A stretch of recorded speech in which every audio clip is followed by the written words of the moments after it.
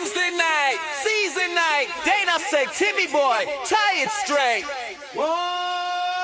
Bum bum bum bum bum bum bum bum bum bum bum. Let's go, let's go. Pass the bobbin to the left-hand side. Whoa. Pass the bobbin to the right-hand side. Whoa. TNL season 8, but we ride. Tide of flies and feel that vibe. Whoa. Tide of flies and feel that. Whoa. Yeah. Dana in the studio with that retro flow. Aviators on and the shag lights glow.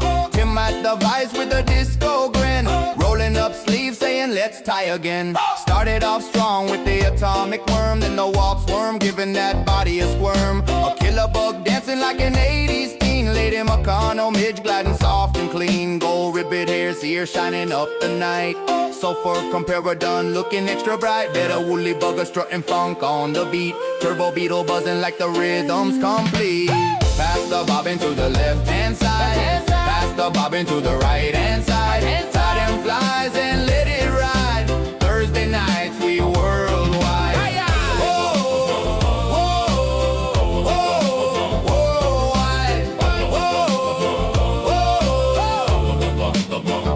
Now listen up close. This the heart of the show. The TNL family, everywhere we go, they shine the brightest, lift us up high. They're the heartbeat thump of every single tie. Only quality people, that's the fam we're in. Love people, catch fish, that's how we begin. Every Thursday now we gather, shoulder to shoulder. The TNL spirit just keeps getting bolder. From the first let's go to the final cheer. It's the TNL family bringing magic here. Dana and Tim keep the rhythm alive, but the fam is the reason that season 8 thrives. Way past the bobbin to the left-hand side. Pass the bobbin to the right-hand side. Tide and flies and let it ride. Thursday nights we worldwide.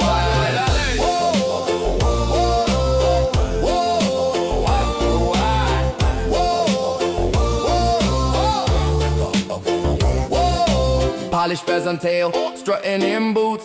Clifford skating cat is skating real cute. 2-bit hooker dropping beads in flight. Tim's hopper vibing like pure delight. Foundling grooving with that dead hair crown. Wooly Sculpin booming with the bassline sound. Rope it up, stonefly swinging in strong. Gold Bob 2.0 singing his song. TJ Hooker stonefly flexing its chrome. And throbbing chubby dancing like it's going back home. Duracell jig sparking up the night. Pool toy opera splishing left and right. Club sandwich hopper, stacked so tall. Screaming Banshee wailing down the hall. Sanchez double bunny hopping funky and free. Got her cat is closing out season 8 with glee.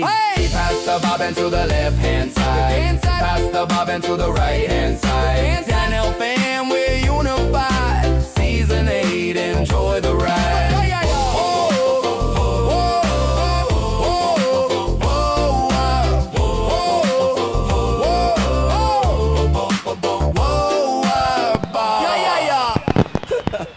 Yeah. Here we are. Woo!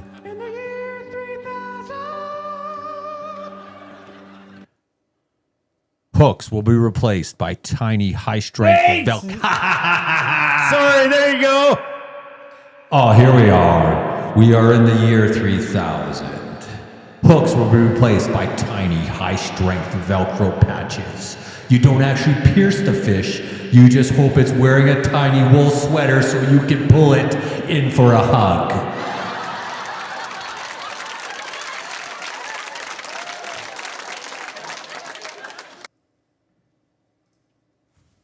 Wait, it's me!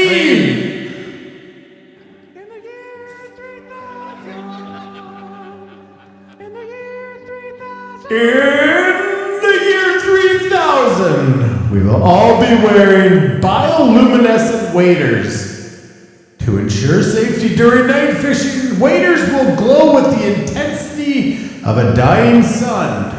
You'll be easy to find, but you'll also be visible from the International Space Station, and every fish will see you coming from 3 counties away.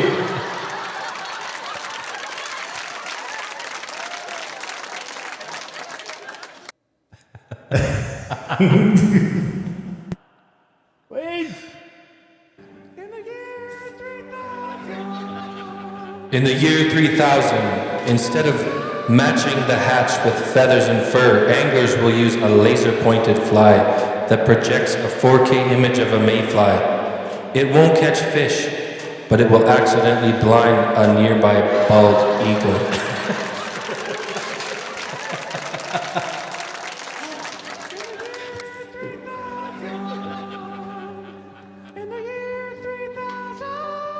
In the year 3000, before you can release a trout, you will be legally required to sit it down and explain that the incident with the hook was a metaphor for the unpredictability of life.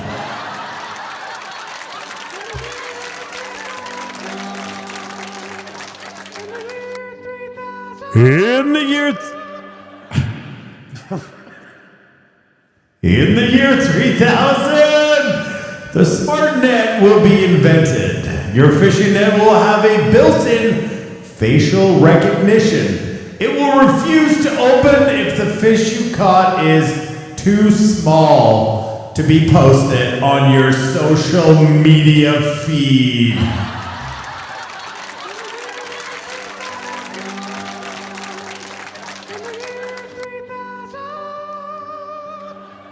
In the year 3000, to save time, rods will be fully automated. You will stay home and sleep while your rod drives to the river, catches a trout, and sends a humble brag photo directly to your grandson's brain chip.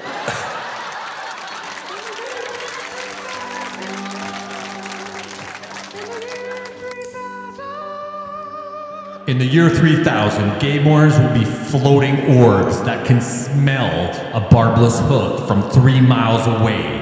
If you keep an undersized fish, the orb will instantly delete your bank account and your Netflix password. That's a good one. That is a good one. In the year 3000, the quantum tippet will be invented. A leader so thin it exists in 2 dimensions at once.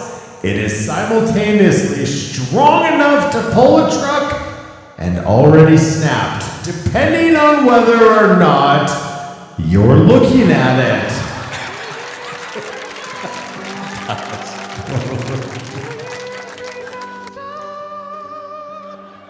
In the year 3000, scientists will develop waders made of pure compressed air. You'll look like you're walking on water, but you'll still manage to trip over a submerged shopping cart from the 90s.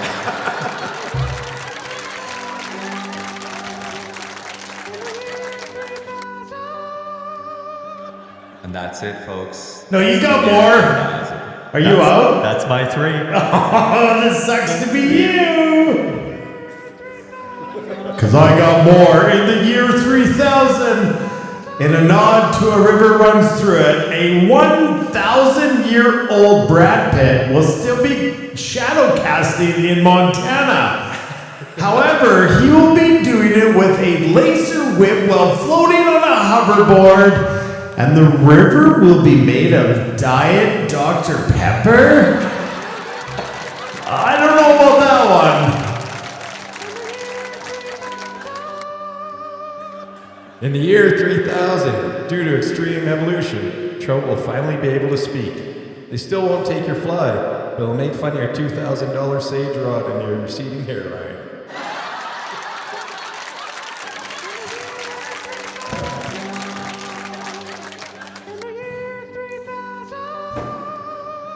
Well, that one went blurry, so in the year 3000, Kenny's skiff will still be on the Bow River. They just get better! In the year 3000, Ken's skiff will still be on the Bow River.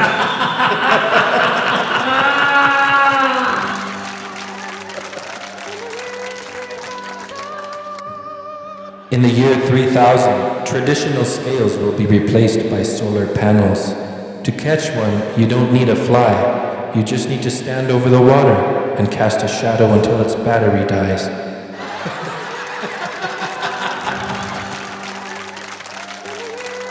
In the year 3000, Elon Musk, having purchased the rights to the outdoors the entire outdoors, Elon will charge fly fishermen $8 a month to use the wind feature. If you don't pay, your backcast will simply hit a physical wall in the sky.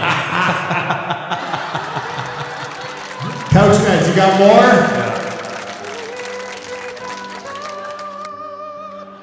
In the year 3000, mid-40 fisher will still be smoking cigarettes on my skiff on the boat.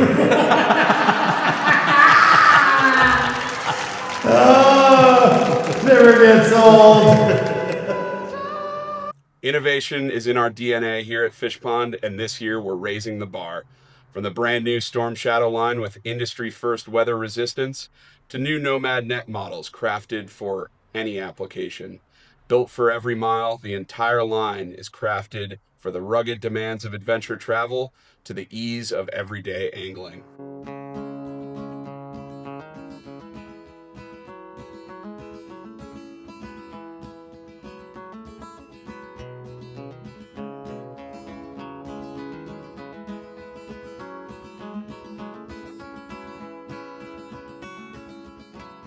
Head on over to fishpondusa.com to find a dealer near you.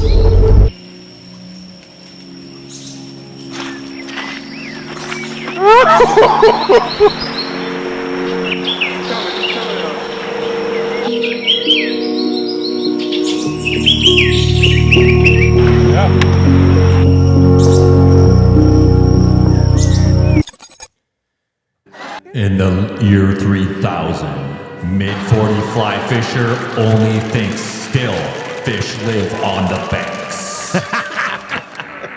That one's for you, brother. Roll call!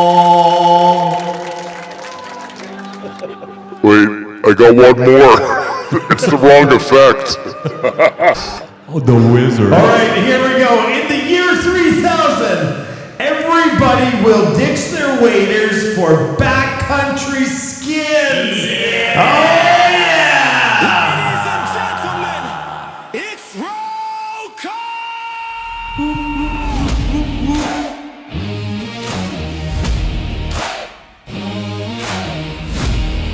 Check in, log on.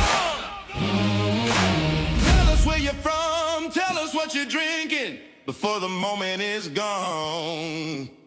Raise up a glass, type it in fast. Roll call! Roll call!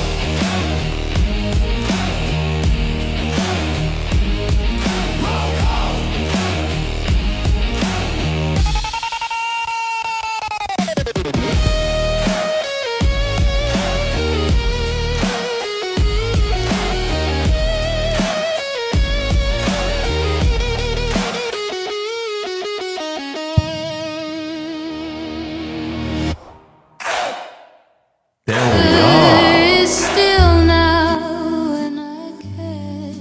Hey, here we are. We got to get you off of that. You got to get me out of the year 3000 there.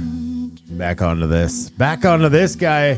What's up, What's TNL up, fam? TNL fam? Welcome back to another episode. What do you volume? I just turning some things up for me There we so go. I can hear everybody a little bit better. Welcome back to TNL Season 8, Episode 7. And some things have changed a little bit. Well, Yeah, just a little bit. The bartender's in the house. The bartender is in the house, Mr. Aaron Novland, and Honored with Mr. Hepworth away There he is. on ice adventures. yes, that's right. He took himself on a little bit of a vacation.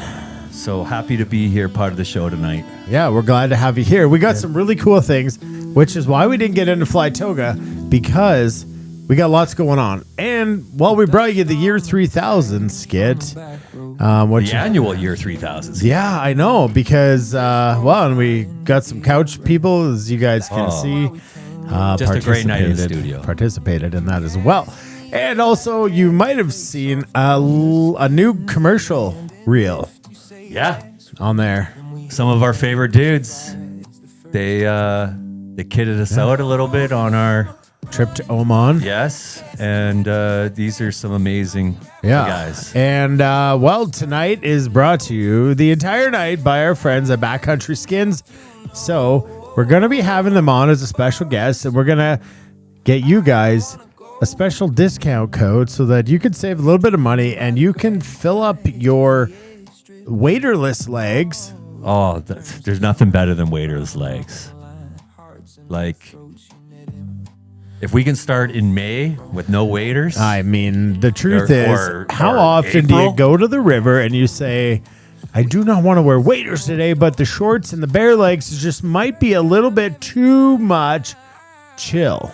every day. Every day, that's the answer. And Every so day. we're going to dive into that. We're going to hear a little bit about their story, where they're from, what they got going on, how they started. Similar story to us is kind of the COVID time was a beneficial moment for Backcountry was. Skins. And so, yes, we're going to have them on today here at about 7:30. So first of all, the most important part of the show is roll call. You're going to let us know. Well, first of all, sharing is caring, Aaron. Yeah. So why don't you tell them about that? The sharing is caring. Yeah, like what does that mean? They should share this post. Share this post on Facebook. Get it out there to the world. We are here with probably the most fun fly tying show that there is on the internet. No, not probably, just the most fun. most fun fly tying show on the internet. Yeah. We're in a beautiful studio that I've renamed to Neverland. The Neverland Studio. The Neverland Studio. Yeah. And we got some. And there's no Michael Jackson in it either. It could be. That's right. Doesn't matter. If whatever. But yeah, let us know, like Aaron said, where you're from, what you're drinking, and most importantly, And let's call it out. what is your favorite anti-hemorrhoid cream? Oh. That's about the right age group. That's the pH. Yeah. Yeah. Yeah. I know. The couch guys are Ben Gayers for sure. Yeah. Yeah. Ben, like Isn't like Ben gay, like like B 5'3" double or E N. I don't even know how you spell that because I don't think I'm at that shopping aisle yet. I didn't even know it was there. I'm not in that shopping aisle yet. But couch guys, why don't you let us know where you're from, what you're drinking, and what your favorite anti-hemorrhoid cream is? Well, I'm from Calgary. I'm Ken. I'm drinking Sidewinder IPA. It Yes, is you very are. Good. Yeah, I like it. I only know a Preparation H. That works well for you. It's classic. Yeah, I think come the time when I need it, it will do what I need it to do. If it creeps up to nutty, what does that feel like? Yeah. Oh, I don't know. That's the question. Is nutty a hemorrhoid? Nutty or- would not feel good The at all, dude. pH nutty. How does that go? Yeah, you know. It's more of a fishbowl I dip nutty into. There we go. There we go. All right. Merry Christmas, Oh, look everyone. at everybody. I haven't tricked anybody. No. Looks like our friends at Backcountry Skins are in Invermere drinking a Brewing Indie. Beauty. Brewing Indie. Let's scroll up the feed. Drinking, Strother's drinking Railroad, lager in Cowtown, and nobody is answering the third part of the question. How many are there? There's only like one or two. Is there I don't not? know. That's not for us. Like we don't. But the truth is, Trevor McPhee, his favorite hemorrhoid cream is nothing fancy. Nothing fancy. Nothing fancy. He just gets after it with a little bit of sea salt. Bad Joke Doug is drinking IPA from Hogtail Brewery in Rimbey, Alberta. Yeah. And we got Cocktail Dreamcatcher brew. with a Rainier, of course. That's classic. Oh yeah. Right, Well, classic Dreamcatcher, let us know if there's something. Mid-40. I almost got Rainier for the beer today. Did you? I did. We should do one of those one week. I've thought about it, but the then I don't want to Lucky, drink the it. Rainier. Well, that's what I did with this Polish beer because I was like, it was right beside the Rainier and all that stuff, and I was like, you know what? I've never seen this before. Let's try it. What if Let's try we it. even like crushed a black label one night? I don't want to. Fake bear. We got Mr. Pape here in Baltimore drinking Doc Swinson's bourbon and looking forward to Aaron on the Vice. Oh, there we are. Thanks, Tommy. There we are. Cole Clayton, Dylan Ducher special. Oh, Calgary. Dylan, are you in Calgary or Red Deer? McKenna here, Texas Hill Country drinking Guinness. Oh, going for the hard stuff. Dave Rutherford. A nice stout. Checking in from Gull Lake, drinking a chamomile and milk thistle tea. What's up, Hazy? Bruce Cole, Calgary Aqua Frio. Aqua Frio. Yeah, Claude's. Drinking 88 brewing there. I almost got that this week. Yeah. Good Yeah? morning, Vietnamese coffee stout. I wouldn't have gone that dark and deep, but I thought, hey, you know what? Maybe. I do like 88 brewing. Yeah, I do. I enjoy 88. What's up, Trev? Otis from Calgary, sipping a that's- bubbly. That's my little buddy. Sipping a boob. Is that not you? That's his son. Yeah, it's my Oh, little- okay. Yeah, in a bubbly. Eh? yeah. A buble. It's like we got Hey, Phil in Otis. two places here now. Yeah. Go on, Otis. Yeah. Nice. Getting the views. Yeah. Harry we got Tats there. tea with honey. Tea with honey. Oh, it's one of Maybe those she's ones. having a tea with her honey. Yeah, maybe. Gull Lake. I've never heard of that hemorrhoid cream. That's the cause of the hemorrhoid. You just sit in it? Yeah, that's the cause of many things. Hershey, Rival Trade, Trapper, Orange Cream Ale in Central Alberta, and I think he's been drinking that That's before. a good one there, eh? We got the Tulsa Burbs, Bruce Mathis, drinking some river water and try some of that numbs it. Oh, that's what his hemorrhoid cream Oh, was. that's what it is. Numbs it. Numbs it. Yeah. Cam, you do a cheap beer night. Well, that's Count always me cheap in. beer night for you. Come on, Cammy. I mean, we see the live streams all the time. Yeah, come on, guys. Yeah. This Polish beer, I think more people could find than not if you just looked a little harder. That's right. There's nothing wrong with the cheap Cold stuff. Garden. Cold Garden's good beer. 88 Brewing is fantastic. And Yeah. Ken's out in Linden drinking Coffee Fay. Ken, Skiff, and Nutty for the win. That's Kofi Fee. Coffee Fay to you. Terry Souther sipping a chili PBR in Frosty, Sylvan Lake, Alberta. No favorite. Probably avoid menthol. No favorite. So when you don't have a favorite, it's you've gone down that road Yeah, before. exactly. Come on, who else is out there? If we're talking roid creams, Anusol. It's a good one. Anusol. As my mother calls it, Anusol. Okay. Oh. Yeah. I'm Phil from Calgary, by the way. Yeah, and we didn't get what you were drinking. I'm drinking a Coke. You were drinking a Coke. I should back up your guys' camera a bit. Hang tight. There we go. There we go. We're already going into that. We got Dylan Duchar live in Red Deer, Coors Light all the way. Love that. Oh, there the boys are. There, that's great. Centered, looking good. We got the couch there. folk representing. That's right.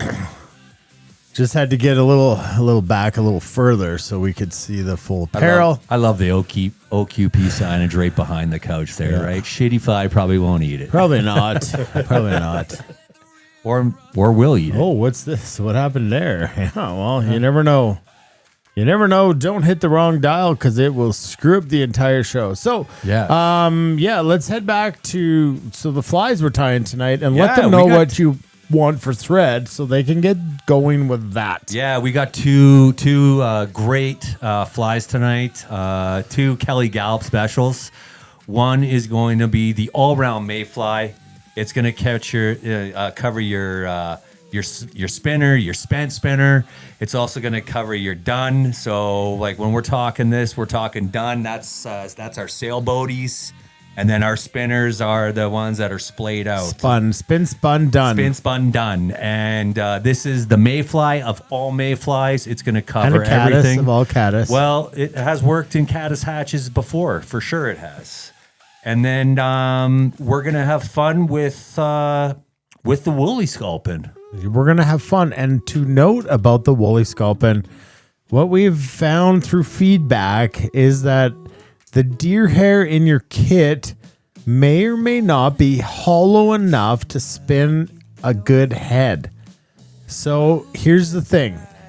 Don't be frustrated if it's not going to spin for you, okay? If it's the really, really softy stuff, like almost a comparadun hair, then that's not the right one. Well, you'll try it because it's actually a good lesson. But we have experimented multiple times. Some of them are spinning well, and some of them are just not hollow enough to spin good enough for this application. So, it's not you, it's us. Yeah, it's not me, it's him. So, but it's a quick, close trip to your fly shop. Yeah, or your desk. You're just gonna or your desk if you got it. Actually, some of the hair that we've already used in the past few episodes, I believe the Lady McConnell Midge and was a little bit Clifford better. Skating Caddis. And the Clifford Skating Caddis, that hair is going to be more spinnable. So if you got a little bit left from those episodes or any of your past seasons off of our kits, there should be enough hair, and you're looking for that little bit coarser stuff. A little more hollower deer hair. Something... There we go, that one. So something more like those ones right there. And this is a big sample patch right here, but yeah. Okay, opposed to that little bit finer. Yeah, everybody, it's interesting. It's about do you know your deer hair? And we're going to find out tonight. That was a great thing you actually posted on the FFBR site. Do you know your deer hair? That was great. Yeah. It's cool to learn all about the different applications of the deer hair. So we're going to get Kelly in here from Backcountry Skins, but because I'm super thirsty, we're going to bang out a beer 30 here quickly. Wait, we got to talk threads real fast. Well, yeah, I thought you were. Wow. See, I don't ever listen to you or Tim. I just assume you got her done. All right. So for the found link, we're gonna go with a UTC 70, or you could use a ADOT on that one. And then with the Wooly Sculpin, we're gonna go something a little bit heavier. We're gonna go with a UTC 140. Or you'd want to use like a 6/0, even bigger on that, right? Yeah, so, something bigger, like a 210. Just like when you get into that deer hair, you do not want to have a thread break. So we're not trying to, and you got to be careful you're not cutting it too. So we're going to talk a lot about thread tension and everything like that. So we're not exactly. Yeah. Kelly, if you're watching, you could jump in. We're gonna. Freaking Troy, he's never watched Thursday Night Live and know that we're live right now. Yeah, and he's here ringing you like hopefully it's not. Tomorrow. Hopefully it's not. Hopefully it's not. Yeah, hopefully up north stuff. Not something wrong. I'm just gonna put that into mute. Anyways, let's do a quick beer review because I'm thirsty and this Polish beer is really tickling my fancy. Yeah, I'm excited for it. It's beer. Okay, so what? Oh, I forgot to bring our glasses down. Beer 30, brought to you by Shore, TFO Canada. And we are starting off with is that Zywyk? Is that how you pronounce that? I don't know. This is the Euro Nymphing Rig right here. Brewery, Gupra to Wyke. Style, Polish pale lager. I love it. I love pale lagers, and especially from Europe. We've got an ABV of 5.5. The Vibe. This is the Euro nymphing of beer. I think you might have That's why mislabeled Ken's that. here. I hope you didn't mislabel that. No, that's why Ken's here. Okay. Because he's the Euro nympher? You haven't seen his nutties? I haven't. Oh. The Euro nymphing of beers. It's highly traditional, relies on century-old technique, and it gets straight to the point without any unnecessary flash. The Hatch Classic European Pale Lager. It's brewed using all natural ingredients and mountain spring water. It's the kind of reliable beer that's been working for generations. On this palate, it's going to pour medium gold with crisp, clean profile. You get a solid hit of sweet malt, the barley up front, followed by a very subtle, refreshing bitterness of... What is that? Oh, I don't bitterness know. and balance it out. It's highly carbonated and cuts right through a dusty throat. The best paired with sitting at the vice, tying heavy tungsten paragons, or reflecting on methodical, highly technical day on the water. Well, here we go. What's it going to score today? All right, tips. You did this wrong. You're supposed to cheers, but you already tasted it, so. Well, we can cheers now. All right. That's what Cheers. happens when you're the bartender. You just want to get into it right away. You are. All right, here we go. Zywick. Zywick. I'm a little There we nervous. Oh, it's good. Like, there's nothing to be nervous about this. That is smooth as a silk kitty. That's another one of Galloup size. We ain't tie that one tonight. That is fantastic, and I do have the ability to... How would that be in the cooler after a day on the mountains? Look, there's the couch guys right underneath me there. Yep. All right, so gonna try it again. It tastes Yeah. like nothing almost. I know, right? It fits pretty much that exact description right there. That's why I did that. I know. And it's funny how I you don't get know, the couch description. guys, what do you think? It's funny how you get the description before you even try it. And it's almost bang on every time. It's crisp, clean, crisp. Yeah. Crispy. It's crispy. Cuts right through a dusty Different throat. taste. I'm with Rich. Yeah. Yeah. I'm all over that. Cam, you might want to get into this beer. Yeah. I mean, it's Change no it up Rainier, a bit. but but I think like the malty, there's a sweet malt in there. there is. There's a touch of the hop, Just but it's that is Phil, you got a good story about this That's the beer. one. My 85-year-old neighbor used to bring me this stuff, and he swore it was the best beer in the world. So Yeah. it's the first sip was a little sweet, but after that, Yeah. it leveled right off. It's good. It's good yeah. stuff. Where was your neighbor from? Do you know? Was he a European guy? Sidorsky. Must have Okay, been. so Must Polish. have been. Oh, yeah. Yeah. Well, So, there it is. There it is. Yeah. Straight up. There you go. Be like Yeah. if Cam lived in China and he brought his neighbor's reindeer.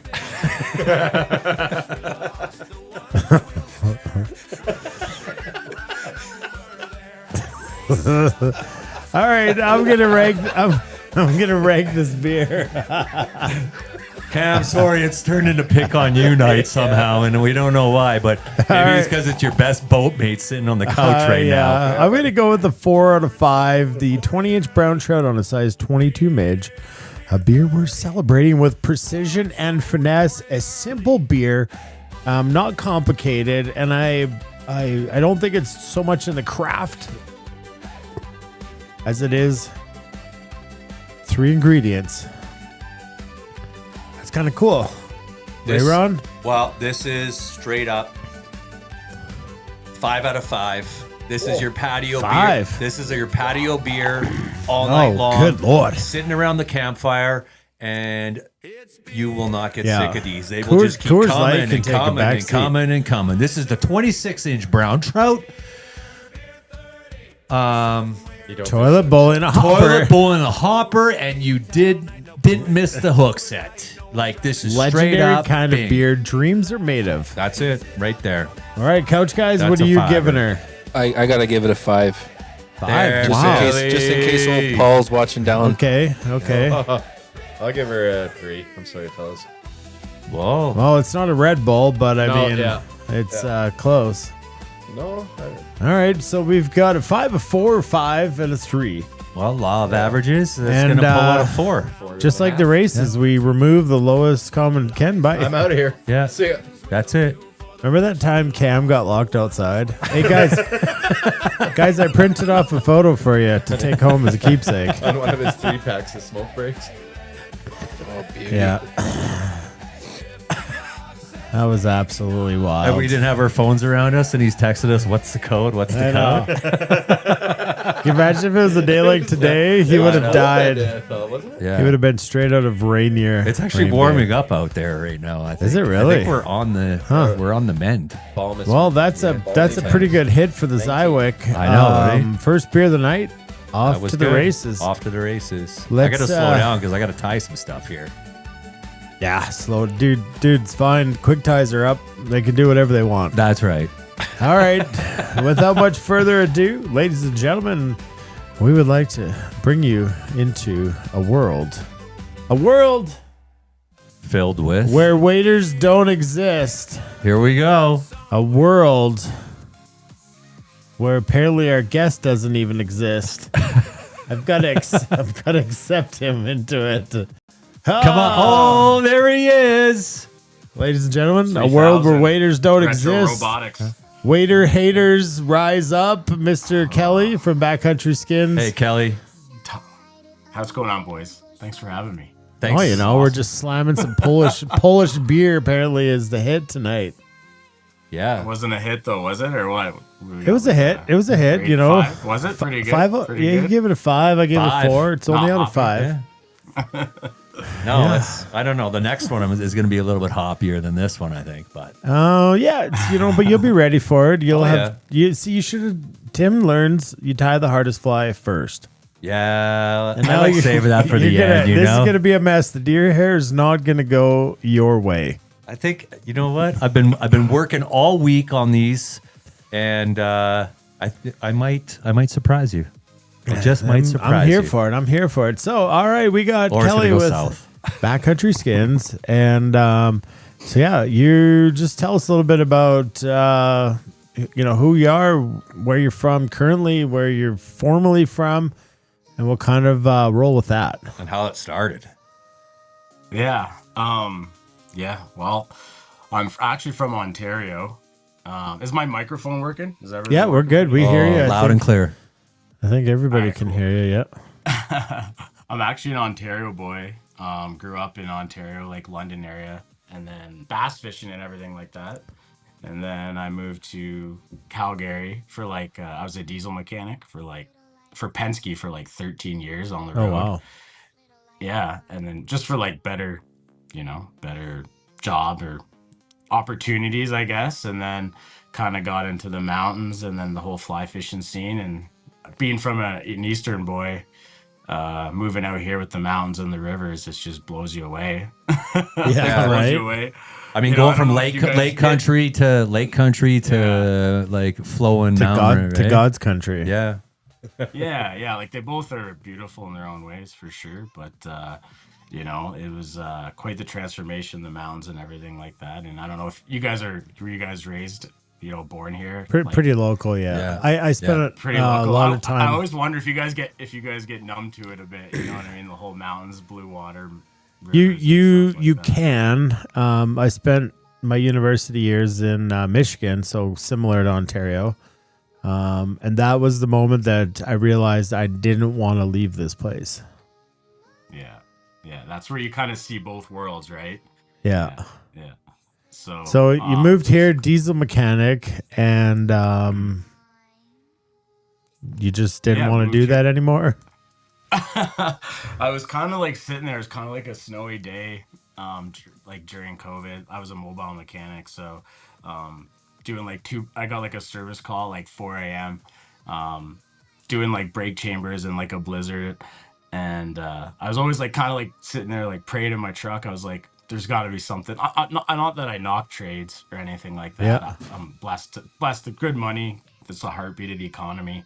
But I was just like, man, for me, being a creative person, I was like, it just wasn't for me. And I was just like hoping for, you know, a change or something better. I felt like it was a waste of me doing that.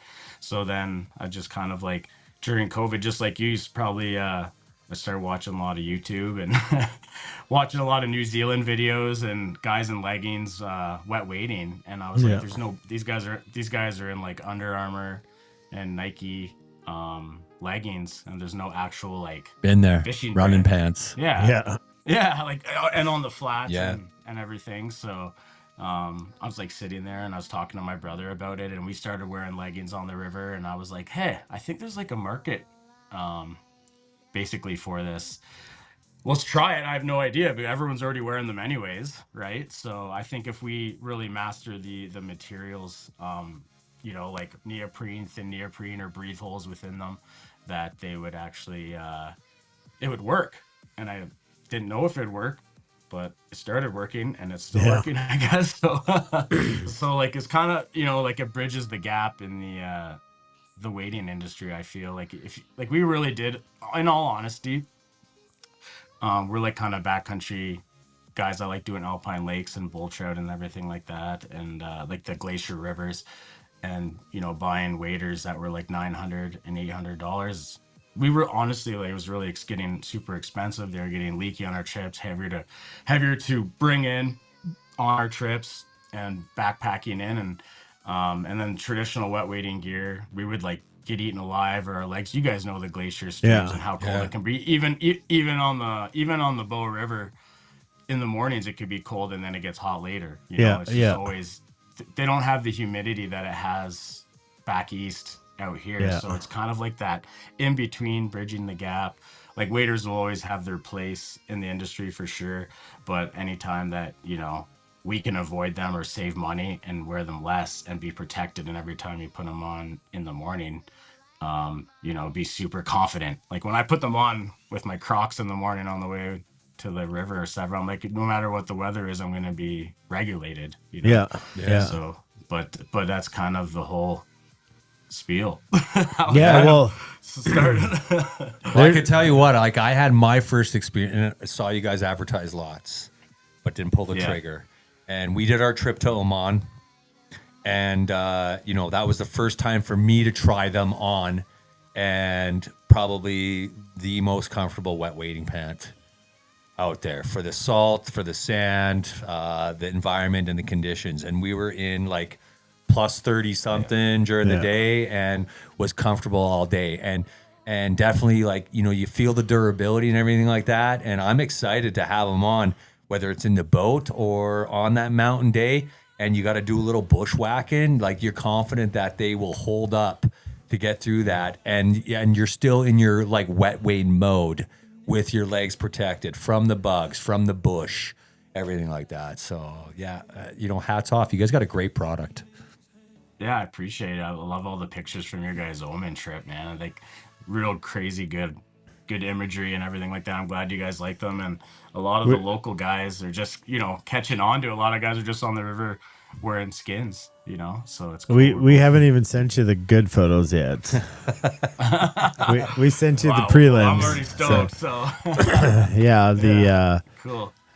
So I think it's an interesting thing, and just to speak honestly, because I think that's the best way to disclose some of this stuff. But for our first couple of years, one of our guys, Jordan, wore them, and I was kind of like, what are you wearing, dude?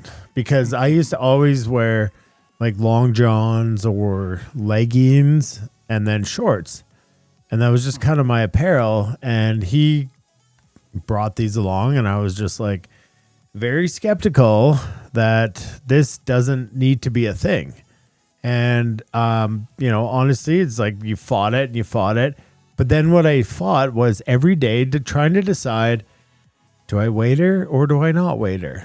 Okay, so there's this guy at this big river trying to get over the river, and he doesn't have a bridge, but yet he complains about it every single day. And then finally, you know, when we got the product and went to Oman, and Tim's been wearing them for a while now. Yeah.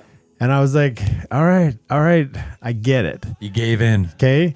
This moment of time, which is preseason and postseason, where I hate waders. And I've done a ton of product testing for Orvis and currently working with Grundens. And it's like, I still hate waders. I do not enjoy being in waders. So I fight it at all costs. And that cost is, you know, frostbite, right? Yeah. And it's like, you know, I just see the product and I'm like, and then I'm a skeptic that's turned kind of curious. And now it's like, what can it do for that gap of me being, you know, stubborn, right? Yeah. And I just think it's fantastic that you guys kind of just, you know, took that on. It's only been, you know, 4 or 5 years, correct, right? It's kind of since COVID. And it's like there's literally that gap of, you know, what it is and what there wasn't, which is really weird why nobody's really, you know, previously picked up on that. No, it's like the in between of the neoprenes and the neoprenes and the breathables, but you still get that lightweighting pant. That's just, it's just nice, man. Like, yeah, I don't know. It's hard to explain. Like, when you got to get in them, you just got to get in them. Yeah, I appreciate it. Yeah, like I feel a lot of people, like exactly what Dana says. They show up at the river and they're like, "Dude, what are you wearing? Like, what are you? Like, what is that?" You know, it's such a new look. I think that the industry's been like very, you know, the same for a long time. Khakis and waders, so just a whole new angle of like wading. You know what I mean? It's just well, it's like New Zealand you wear 2.0. Yeah, well, you guys are in the drift boats a lot, and like you guys said, you wake up in the morning and it's still going to be a hot day, you know that, but do you wear waders or are you going to freeze your ass off in the morning? And a lot of guys are just messaging us being like, I'm just going to wear these all day. They just put them on, and we keep getting better with modifying them, like the technical parts of them and stuff like that. So it's, the feedback's awesome, guys. I appreciate you guys being supporters and you know, see people, and we're like bold with it, like with the colors and stuff, so it's like we're trying to get more like blacks and greens. We're gonna get going. There's nothing but bold around here, I'll tell you that. That's one of our that's our motto is bold. I fit right in here, man. I fit right in here drinking beer and tights. Let's go. Let's do it. Right. Speaking of that, if you look on the screen, BCSZ15 for your 15% off at checkout tonight. www.backcountryskins.com. Yeah. I love mine. So I'm going to drop over here so we can kind of, Aaron can have another drink and get ready.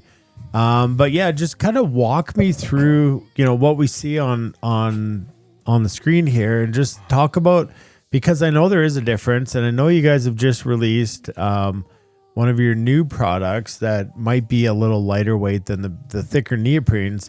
But just kind of walk me through what we see, and I can jump around your website and help you kind of do that.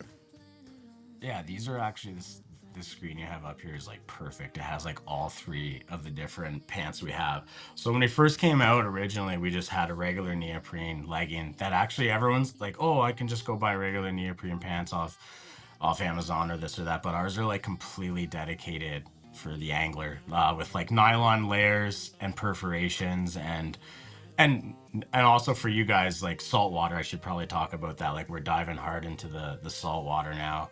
But so the first pant you see there with the green camo, that's an Air Blitz pant. So that's like, we actually got a patent for that pant because it's like completely altered. And this actually has laser perforations in the buttocks and the crotch region, but it's the same thickness of neoprene. It's a 1.5 millimeter neoprene pant. So it's thin, it's going to regulate you, but it's going to also push the water out. And you know, if you're hiking in, it's going to breathe, it's going to push the water out, it's going to drain, and you're going to get dry quicker. It's really like a game changing. That's our highest seller, like game changing pant for sure. And then if you go back there, so that's our Air Blitz. And then the middle one there we just dropped for the salt, which you guys didn't actually have on your trip. is the backcountry is the Air Mesh Solar Flex pant, which this is the whole pant is laser perforations, and it's also completely sunproof. So a lot of the guys were messaging us saying that our other pants that you guys wore on your guys' Omen trip was still a little thick for them in the salt, but you know, so this one's just basically, it's not going to protect you from sand flies as much as the ones that you guys wore, but it has this is just sun protection, basically a complete breathable pant. Like, I don't even think gym brands are even doing this yet, which is, they should, because it's awesome. And then the other, if you go back to the black pant, and then that's our original pant that's just fully neoprene pant, which is just no laser perforations, which is our Z series pant, our original pant that kind of changed the game, and just gonna keep you warmer for guys that run colder and everything. So someone asked, what do you wear on your feet? Yeah, so that's the biggest thing that we had to work on, because we have the highest, probably one of the most biggest range of wet wading socks and waterproof socks between any of the brands. If you want to go to my socks, wading socks, we got waterproof socks, and then we got wet wading socks. So these are our wet wading socks. So these ones actually have laser perforations on the footbed of the sock. They're different thicknesses, ones with a gravel guard there. And they just push water out, so you don't get that foot muck. These ones are great for the salt. They're super thin. And then we're going to have waterproof socks. So for you guys getting in and out of drift boats, the Liquid Locks is probably our top seller. Like, I was literally already in my skins, not being biased, owning the brand. But it was like, I don't know, it's probably been spring weather for you guys too. But I was already in my skins with the waterproof Liquid Lock socks right there, the middle one. So if you wear that underneath your Z series pant, not the Air Blitz pant, because it's sealed, it actually creates a complete waterproof barrier, and you actually don't get wet. Like, you actually stay dry because it has a gasket in it. So if you guys put that underneath your pants, like, I was in and out, like, probably over my knees, still being dry in the winter waiting last like 2 weeks ago. It's already winter again. I wouldn't be doing it now, but minus 30 this morning. That is crazy technology. It's such a hard concept to explain. It's so unique. But everyone who's usually in it and gives it the time and the chance, like you guys did, it usually guys start wearing them more for sure. But I don't want to bore you guys about all this all day. Well, no, but it's good to know, because when you have more than one product on the website, people can be confused of which one they should buy. So what if we said wet wading pants? Let's go. So basically you have three, I don't know how I got to that other page, but you basically got three no, these are ones we had in Oman. Yeah, those ones are those ones don't have perforations, so they're fully bug proof, a little more durable. Like, there's guys that have basically hit coral and it doesn't puncture a hole through the skins, but their legs breathing, so super durable. You guys wore them, you know what I mean? So and there's a guy there's a question here. It said they don't tear easily, and that's kind of the crux of finding a durable material that's still super light and not warm, because you can add more layers and you can have something more durable. But to kind of get into that, I think the new Air Mesh or the... Yeah, Air Mesh. I wish we could find... Oh, there, that page right there. Yeah, and so you're just finding something that breathes. Like you said, it's not, so much going to be for the bugs and stuff, but, a lot of times you just want something to take a little bit of the wind chill off, right? Some of our walk and wade streams, it's not that it's too cold or it's too warm. It's that you got to walk through the river, and then when you're out of the river, there's a little bit of a wind chill, and that river is like 55 degrees, so that's super cold. And something like this might take that edge off, where nobody really wants to be bare-legged down there, truthfully. It's just that you don't want to be in waders, right? So something like that is kind of your bridge the gap. Yeah. We actually combined with I don't know if many people know, but the Fly Fishing Nation, which they're like been around for a long time, and he was the one that recommended that pant. He's like, can you guys make? He's like, it's just about sun protection. Can you guys build this? So I went to work for like a year and a half, trying to be like take what because they do mostly salt trips. Yeah. So we kind of like you guys and or like going to Oman or other people, they just want kind of like their legs to be a little bit protected, but they want it as light and breathable as possible. Yeah. So the air mesh is definitely like, you know, revolutionary in the salt game, just like our Air Blitz pant with laser perforations for the fresh water. And a lot of it can get confusing with the names. I don't know why we get crazy with it, but I just started finally making some YouTube videos of breaking it down, like just finally, and then adding them to the product descriptions when I have time. Yeah. So to help with some of the questions that everyone has, just like you mentioned, basically, Dana. So a couple comments here, just so you can answer them is, what sock would you wear with the Air Blitz pants? So for me, our top seller is the Air Blitz pant, and if you don't want rocks in your shoes, the gravel guard that goes over your boot or hiking shoe is probably the top seller to wear with the Air Blitz. And if you don't like the look like me, I don't like the look of the gravel guard going down, kind of looking like a horse hoof in a way with tights, but I like the Streamline, which is basically the same sock. But both of them have airprene footbeds, laser perforations, which it all works together, like with the Air Blitz pant, breathing, like pushing water out in like a full, pretty all systematic system. So it's pretty revolutionary for sure. Yeah. Then So that's what I recommend: the Guide Master or the Streamline, basically. Yeah. Okay, beautiful. Another question is, do they fit big or question mark? I am fat. So am I, man. I got a barrel, so they fit true to size. Our neoprene ones fit true to size. I would say like everyone's a lot like they're really stretchy, so you can really like if you want more of a which they're meant to fit is tight and compression fit. It's true to size, but some guys like a more relaxed fit, so you can go a size up.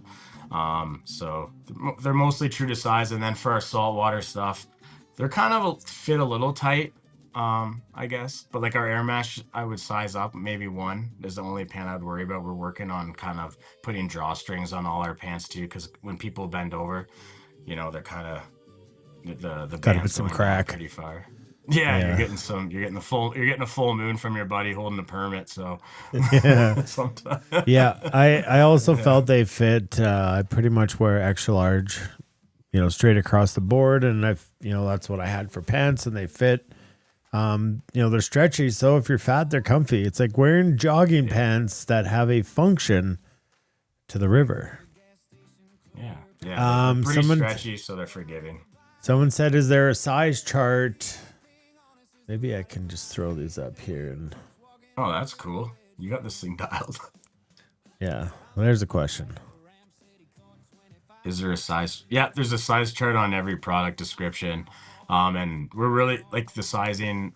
Just if you have any questions, like I have it dialed, just email us for your height, your waist size, and we'll get you dialed. And we have a great return program because it's an online business. So we're in a lot of retailers now around the world, but it's growing. But it's hard for people to try them on. But we're really good with returns and everything. So no worries there. Cool. And then another question was, if you could only buy one pant for fishing the bow and forestry trunk road, which would you buy? Depends if you run hot or cold. For me, the Air Blitz pant with the streamlined sock is like just insane. If I would say this, for me, the spring and the fall, I run the Z series with the liquid locks, so I don't if you really want to push it and avoid waders. And then for the hotter ones, I'd run the Air Blitz with the streamlined sock. So I go waterproof sock in the spring and fall, And then, but if I had to choose one, just all around, it'd be the Air Blitz pant with the streamlined sock for me. But people get creative with it, like super creative around the world, like New Zealand and all around the world. So they get like, they weren't like, guys are wearing them in the winter and putting like 3 socks, wool socks underneath and like stuff. So, okay, we got a question from the couch. Hey man, I got your skins when they first came out, the black with the trout logo on the back. What's comparable to that now? Like, are you still carrying something like that? Because they are the best pant I've ever worn in my life. But I want some of the, like, I wear them in the wintertime underneath my waders. They act way better than long johns. Yeah, that works too. And then in the summertime, if you're hiking, they don't break down. But do you still have a comparable pant now? Do you still make something that's very similar? Yeah. Oh, did you get one of the original ones? Yeah, the black with the trout wrap on the bottom and stuff. Yeah, so when we first came out with them, there was actually a 2mm neoprene, so you might have got the thick one. Yeah. But but all of ours now, we just made them 1.5, so they're all thinner than the one that you most likely got. But the Air Blitz is like if you ever did overheat in that pant, the Air Blitz is gonna make sure you're never overheat because it has the breathe holes, right? So, yeah, I would go. And then like the really hot days, you can wear the ones you're wearing right now on the Bow River. Just a little extra protection. And don't even wear shorts. You can have the wife chasing you around. It's perfect. Get the tuchus out, eh? Just go. Oh, it's awesome. So this guy, Mike Ritzko, says he's got 2 pairs of skins on order now. And then Roger Beatty wants to know if they'll fit over his glute implants. I think you're good, Roger. Did you hear about the ski jumpers and how they were doing like hyaluronic acid injections in their cocks? No, I didn't hear about that. Yeah, I heard that. Yeah, so somebody asked if with the wading tights, will we need some hyaluronic acid injections? Well, I think, if you're on the skinny side, it wouldn't be a bad idea. We're out there. We're all athletes on the side of the river drinking beer. So yeah. I do know curling's getting exciting these days, though. I feel like the Olympics has only been curling and hockey. Yes, 100%. And cross-country skiing. 4 events. So that's great. That's awesome. We'll just kind of give another 2 minutes here, see if we have any other questions. Anything else that you want to share with the people?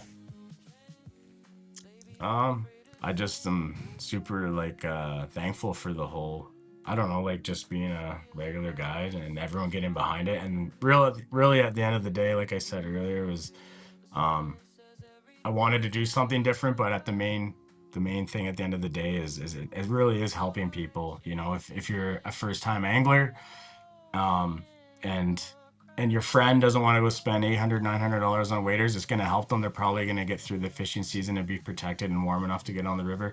And it's we're always going to keep it at a affordable pricing it's just bridging the gap and filling a pain point. And if it helps people, great. If not, some people just hate wet wading. That's cool too. So they don't like getting wet. So I don't know any of those people. I don't either. I don't know how you can hate wet wading. Everyone who at the Colorado Fly Show that came up to us, I'm like, do you hate? I had this whole spiel. I'm like, do you hate waders? They're like, yes. I'm like, well, listen up. Yeah, I am your friend. Just like you guys. If you can avoid them longer, you know what I mean? But just super blessed. I don't know how long this thing will last. It's been a wild ride, and it's been pretty cool, and it's working good right now. And the tariffs kind of took a hit on us a bit, but we're still guys just want it, so they're still paying that, which is cool to see because we keep it affordable. So, but just want to say thanks to the people and guys like you just having us on the show and getting behind us and giving us a chance at our word. It's a small market and industry, but we all just love being on the water. So awesome. And it just, like you said, it's just helping people. And you're right. When it's interesting because, over 16 years of guiding, I field a lot of questions, but a lot of them are the exact same. Which are the best waders? Okay. it's like fly rod is like secondary, but one of the first ones is what's the best wader, and to which I tell them 98% of people don't go past their shins, and so to have a waterproof zipper on a $1,400 pair of waders is absolutely useless. It doesn't make the G4Zs a better wader. It's just meant for somebody who's in a jet boat, jumping out, cutting logs down, and they need that durability.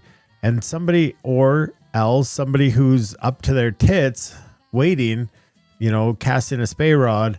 But like so few people go past their shins, and yet I see them on the river with these $1,000, $1,200 waders. Yeah. And it's mind blowing, because the truth is for $100 to $200 Canadian, which is like $5 American, you have something better. And there's your answer. What's the best wader? It's not a wader. I know. Yeah. Literally, it's like, how can we stay out of them? Like, I think last year it was by May we were not in waders anymore. I try as hard as I can to fight it. And I think by October, like we were still wet wading. I did a trip like mid-October, and Tim, I was guiding, and he was out with Ren, and we were at the train station and we were just doing laps, and Tim's got his backcountry skins on, and I'm in shorts, trying to be a man, just toughing it out. And so I ended up losing the guy's fish. I had it in the net, and then it jumped out, and I had to jump in, and I damn near died. And Tim's doing the same, but he's enjoying life because. And I'm saying, oh, you're wearing your backcountry skins. Look at you. You're so cool. And here I am regretting that day. Yeah. Yeah. No, I need to get you guys on my sales team. You guys have it dialed. Well, I don't even need to say much. You guys, it's just speaking from. You're like, yeah. It just comes out. Like, yeah. You guys are pretty. There's killing it. There's no skin in the game for us. It's just what it is, and we spend a lot of time on the water, and we get to try things that work, which is where we come into this fly fishing, fly tying show, and we know the flies that work because we get to try a lot of different flies. And the whole premise of TNL is about the people, the family, the people, the group of awesome humans who watch us every week. And if we can just be transparent and help them, have a little more fun on the river. There's no gatekeeping here. It's share, Well, that's share what works. I mean. Like you guys got it. Like we're going against the grain in the whole wading industry. We're just up here in Canada. We're like one of the only Canadian brands that are like doing this, and we're going against the grain. The whole wading industry would just be in Colorado getting looks like from the wader guys. Like like, they're killing us. Waders, and that runs the industry. You know what I mean? But I'm sticking to it, and I run with that in marketing. And a lot of the wader brands, they can't do that because it's gonna kind of hurt them. That's the creme de la creme. And it has a place. You know what I mean? Guys are wader diehards, and guys don't like getting wet, and I respect that. It's whatever works for you. You know what I mean? I'm just. If people like it, if they don't, that's cool. That's cool. I think they got their place, but I mean, a heavy duty wet wading pant like that you guys created and have come up with and put the time and the technology into and the feedback and just like think that. just and also look where think it's of going. like all those rainy days on the river when you don't want to be in waders because it's like it's kind of warm but it's pouring rain. But your legs are going to freeze. Yeah. And here you go. Somebody asked a question. They said, so the Z series would be best for cold weather wader replacements with the liquid lock socks. You got it. If you want to, like literally when it's anywhere from 5 degrees Celsius, water temperature, like, 5 to 10 degrees Celsius. If you really like avoiding waders and the water's around 5 degrees Celsius, the lowest we've tested them in, if you want to wear skins, it's the liquid locks and the Z series for cold weather, and then switch to the Air Blitz and then a wet wading Streamline or Guide Master sock for the summer. And you're basically, and then you, like you said, you just hop in your skins and under your waders, and steel headers are lasting in them longer They're like, Yeah. my guy was wearing merino wool because they're just standing in the water all day, Yeah. right? Just shooting line. And they're like, dude, I'm in the water another hour with the skins on underneath. It's very versatile. So it's just having a pair in your truck, and just for any, or if a friend just wants to get out and just throw them to them as well. But Yeah, it's awesome. The ones that we had for the Sol trip now, were they the Z series as well? the one for the O-Man? Yeah. Was that the Z series? So that was our saltwater UV. line, Solar Flex. Oh, that's the Yeah, Solar we're- Flex. yes. Okay. Gotcha. Like you guys are complete. Yeah, we have a salt line, which is just the Solar Flex and then the Air Mesh Pro now. Yeah. Right. Well, I know, could it's tell you something that I Solar probably should- Flex, they weren't that hot in those temperatures, right? And I know you guys have now progressed to the mesh to give you even more breathability, but those Solar Flex, they were comfy. Well, there's nothing worse than in salt water just having like sand. You know, we talked about hemorrhoid cream at the start of the show. I know, right? And like having sand on your hemorrhoids, it's like, you know, it's why we wore those on those walking away days, you know, for permit. It was, it just got the salty air. I don't love salt water. I don't love the way it feels. And for me, it was just a great, barrier to that. It was. They were great. Okay, cool. So actually a little protection, yeah, for sure. Well, we're going to jump into a we're fly. going to tie a fly, and Kelly's going to come back for the wins at the end of the show. So if you guys have more questions, he'll be here watching in the comments. So on YouTube, so ask your questions and he can answer them. If not, you can reach out to him, through Instagram or on their website. But yeah, guys, take advantage of the code tonight. Thanks, Kelly, for giving that to everybody. And we get them all into some backcountry skins.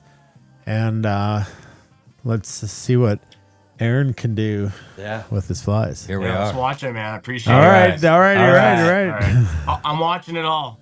I got Okay, here we go.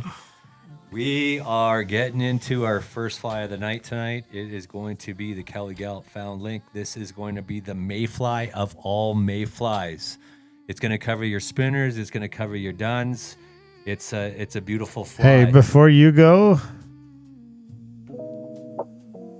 I have something to do. What's that? Oh, well, we forgot. I didn't. Yeah. I didn't. It's just me and you guys.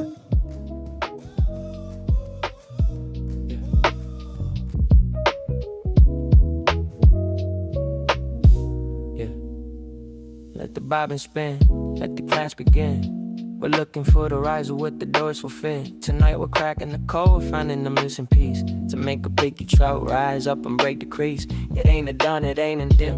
It's hovering on the brink. Time to get buggy with Galloup's Found Link, yeah. That's right, folks. It's the Galloups. Let's get buggy with Dana. And it's time for Getting Buggy with Dana, where I walk you through what this fly is, why we tie it, and how we fish it. So I know it's 8:15. We haven't tied a fly, but that's okay. What else do we got to do tonight? Nothing. The answer is nothing but to learn and to tide. So basically, the found link is the missing link of the mayfly hatch. And well, because it's called the found link, it's found. I mean, I don't know how much more straight I can shoot you with that. But the Galloup's Found Link was created by Kelly Galloup, right? The iconic modern day streamer legend who, well, is also known for this beautiful sort of dry fly designer. We'll get to that. So Galloup noticed that there was a hole, right? Just like Backcountry Skins noticed there was a gap between people getting frostbite and people having to wear waders. Galloup noticed the difference between the hatch. So fish were coming up eating, but then they weren't eating, and then they were eating and he wasn't getting them on his dry fly, right? So this perfectly high floating dry fly was not getting eaten. So he designed the missing link, which is now called the found link, right? And it sits flush in the surface film, and it's going to look ugly because that's what spinners do. They're dying, guys. They're not looking good. They're not at their finest. They've already had some magic moments spread their seed, and now it's time to go back and be fish food. 0-calorie fish food. Fishfield.ca. And so that's kind of where the found link came, right? Nothing magical. We've tied some of these before in the past, but just to give you a little bit about the life cycle, the nymph stage is the beginning. Well, the egg is the beginning, but then the nymph stage is the underwater phase, which we often fish with an indicator. The emerger, the hatching one, is what we fish when I talked about the Clifford skating caddis and the LaFontaine sparkle pupa, just hanging under that by about 4 to 6 inches. It's magical, I'm telling you. And then there's the dun, the old dry fly, right? We all know the dry fly, right? We love the dry fly. We fish the dry fly, and it doesn't work sometimes because they're not actually eating dry flies. But we say they're eating dry flies. So we tie on a big, huge, hackled dry fly, and we are stunned that they're not eating it. Well, now you're going to get the found link, the spinner, the mating and dying. So this can be at 2 different stages, kind of that, stuck in the surface film, like we did the film critic last year. And then this one's kind of that spinner, like done, dying, time to go back and become fish food. So, like I said, we all obsess over the nymph and the dun stage because it's easy. You can put on a bobber and you can fish a beadhead nymph, or you can get your big old fancy dry fly and fish the dry fly. But you're missing out on so much, okay? Exactly 2 phases of the 4-phase cycle. This fly represents the vulnerable in-between stages that we often forget to tie and we forget to fish.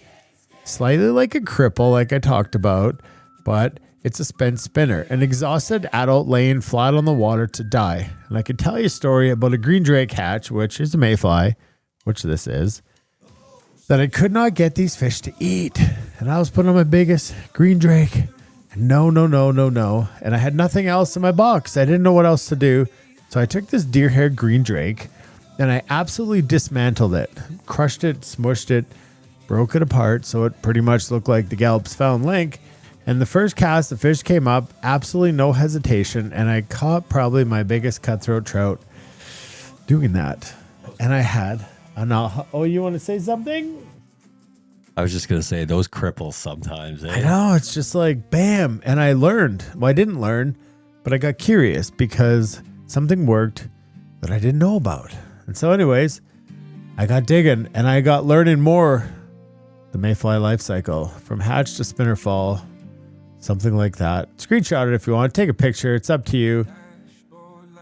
We could talk about this for a long time. 2 things are true. I'm gonna piss my pants.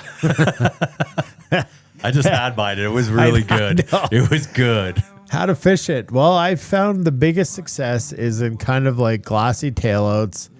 Where the fish are just kind of really picking apart, and you're like, man, but they can observe this so much. And it's like, yeah, but it's dead. It's not fighting. It's at the end of a hatch, and they're just like, this is an easy piece of food. What knot do you tie to it? Do you tie a double clinch? No. You tie the Dana's non-slip loop knot. If you don't know what that is, it's on YouTube. You can check it out. It's on our channel. I'm telling you what, it's a loop knot. And you ask yourself the question, you got way too much knot in the way. Come on, guys. When you see this fly, it's not a thing, right? But it allows this fly to move with the current. It's not stiff and rigid like a clinch knot, right? Yeah. Improve clinch. And I'm going to leave you with this tip before Aaron takes over and I piss my pants. The strategic greasing, okay? Only apply floating to the wing. Leave the body and the trailing shuck completely ungreased so they sink just below the surface tension. And that half-sunken posture is the ultimate trigger that tells the trout the bug is trapped and helpless and dead and dying. And you know what? After a big day of hatch eating, old Mr. Big Brown says, I think that one looks just fine. Give me that cripple. It's helpless. It's dying. And how about we'll just take it out of its misery? And that's Gallup's found link in a quick minute. Beautiful. What a great overview of this. You go pee, and we're going to get into this fly here right now. I think we're good. I think we got the camera angle. Little fixie right there. Nice work. All right. Okay. We got top mic in effect. I can pull this out? Yeah. All right. There we are. Oh, yeah, we can hear me. Okay. Okay, guys. So we got a great fly right here that we're going to go over. Like we talked about, this fly is going to float all day long. We've got deer hair in there. We've got our long tail out the back there as well with the deer hair tail right there. We've got the spent spinner wings on there. We've got some dubbing that's in for the thorax right there, just above the body. And yeah, this fly is going to float all day long, and it will cover everything that we need out of the mayfly. So let's pop that out of the vise.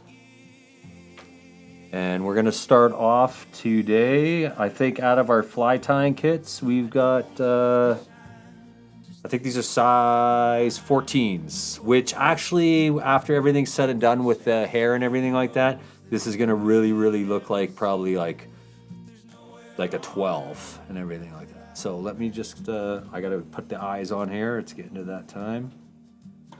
And let's lock that into place. That perfect. Let's grab our UTC 70. Okay. And we want to make sure that we are starting this at least an eye length, eye and a half length back. Okay. So we want to leave room for the head. And what this is going to do is that's going to be our point of no return. So we don't crowd the head and our body stops where we want it to stop, okay? Let's cut that tag end off. We're gonna come back just a little bit more right there. Now we're gonna go into our kit, and first thing on this fly is our tailing fibers, which are gonna come off the back here. And what this is going to do is this is going to act pretty much, it's going to help that fly just land nice and stay on top of the water, and it's not going to break through that surface on it and everything like that. So we can grab our saddle hackle right here that we have, and you can see all these fibers that are all right here, and peel them back. And you're going to just work off of the one side, and you're going to take like a handful, 5, 6, 7. It's not going to matter. You could just grab 2, 3, or 4, like one of the previous flies that we did. You know, when we attached some extra thread back here, you could split these. I don't like them split. I like them almost like a pheasant tail style. Or, you know, any other nymphs where the tails are hanging out there, all right? Other great fibers to use for this fly, and I brought some along tonight, are the whiting Coq de Leon. See if I can get a focus in on that, or we'll hold it right there. So the Coq de Leon, it's really, really... great fiber for all your tailing fibers. It's got that nice champagne and everything like that, but we will use the fibers that are out of the kit here. So let's take those. Let's go on to that. We're gonna peel off about, I don't know, 3, 4, 5, 8. And we're gonna tie those in right at the tail here. And we're gonna measure that up on the hook as we do for the length of the body. And with mayflies, honestly, if you're even a little bit longer than what the body is, that's fine. Because what these fibers are gonna do, like I said before, they're gonna help this fly when it slaps down. And you might think you're the most delicate presenter, with a fly. But when that slaps down, these are what's going to keep this. Yeah, thing slap from it down. Questions were about the discount code. Which discount code? Which discount code is your For first the day? backcountry skins? Or for fish fuel? No, fish fuel's gone. No, the code is. Hang on, let me pull this back up here quick. Yeah. Just hold tight. Okay. And then this way that I can put it in the. Code is. Code. BCSC 15 at checkout at www.backcountryskins.com. BCSZ 15. Beauty. All right. There it is. All right. All right. right. Back to the time cam. All right, back to this. Ritzko said that you put the man in manicure. Well, I try. I'm a little bit dry out there. Turn your light on. I don't know. I just turned out. I turned it off. Did we power out? No? Oh, there we are. Look at that. Okay. All right, so let's get this in. Okay, so let's measure that out. Length of the shank, bring it back. If it's a little bit longer, that's okay. We're going to just do one wrap, one securing wrap to lock that in. Okay. Hey, Timmy's here. Hey! Okay, and I'm just going to trim that up a little bit. Okay, let's bring that over. We're going to go all the way up just to that spot that we stopped, okay? We're not going to go any more. I'm just going to clean that up just a little bit. Okay, so there we are. We've got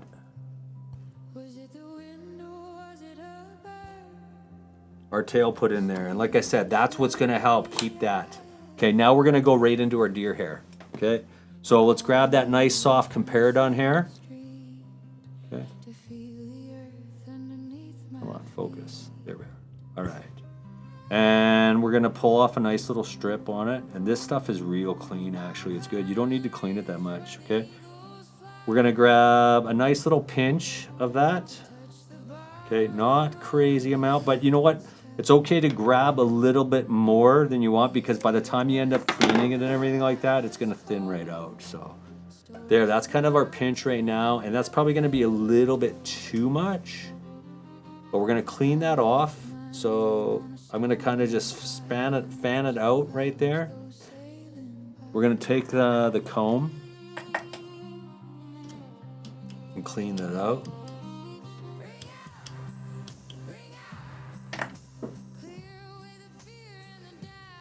And when you're dealing with deer hair, like, it's okay. Like, you can transfer it from back to back and do what you need to do to clean it out. Make sure everything's good, because if it's not clean, it's not going to. You're not going to be able to either spin it right or not really capture what you want. You gotta want to get all that under fur out and everything like that. Okay, so let's grab our hair stacker now, and we're gonna put that into our hair stacker. We're gonna give that a couple of taps. We're gonna open that up. Everything looks all nice there.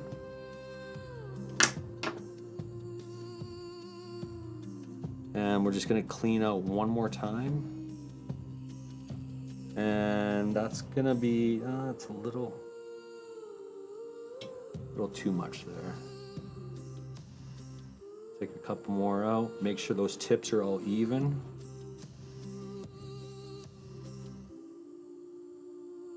And that's kind of good. All right, so now we're going to measure this up on our fly. And we haven't gone past where our head is there. We've got that eye length back there, all right? So we're going to measure that up. And we want those tips right there to be just at the back. I'm going to pull a couple more of those out there. So we're going to measure that up. And where I've got it there, so now I'm measuring from where my thread stopped right to that back spot right there. I'm going to transfer hands. We're going to do a little cut. Okay. Now, we're going to spin our bobbin counterclockwise if you're right-hand tire, as Tim always talked about in the last episodes, or right hand to make it go the other way if you're left-hand tire. Okay, so now when I wrap this up, you can see that thread wants to go backwards there, all right? So we're going to put that hair right there. We're going to wrap right around there once. We're going to wrap twice. And we're going to kind of cinch it right in. Now, you're not letting go of that hair at all. You're holding on to that tight. And now we're going to do kind of just loose open wraps going back towards the tail. And we're going to stop right about there. Now that tail was a little bit long. Okay. But you can still see that we've got our long tail fibers right there, and then we've got that hair right there. Now, we kind of just cinch that a little bit, just pull nicely. You're going to come back loose, back over this way. And we're going to lock that all right in right there. And what that's done now is because we kept that body loose on that hair, that's our air capture right there. That's going to make this thing float all day long, okay? And then we've got that nice hair back there. We've got our tailing fibers coming out of the BAP that are extending there, okay? Now we're going to put in our spent spinner wings. So we are going to grab, I've got it somewhere in here. We're going to grab our Zelon or our poly yarn, okay? So grab that out of the kit. You can thin it down a little bit, so you can take a few strands out of it. I've already thinned this one out once, but let's thin it right down by a third. Now we want to keep enough there, okay? And what we're going to do is we're going to put this right on over that bump right there, okay? Where we got the hair tied right there. Oh, Troy.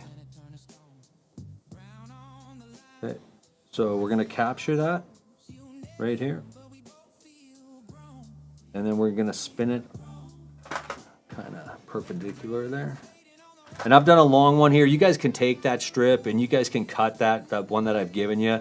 Cut it into 4 pieces, 5 pieces for this fly, stuff like that. You always want to leave them a little bit longer though to work with, okay?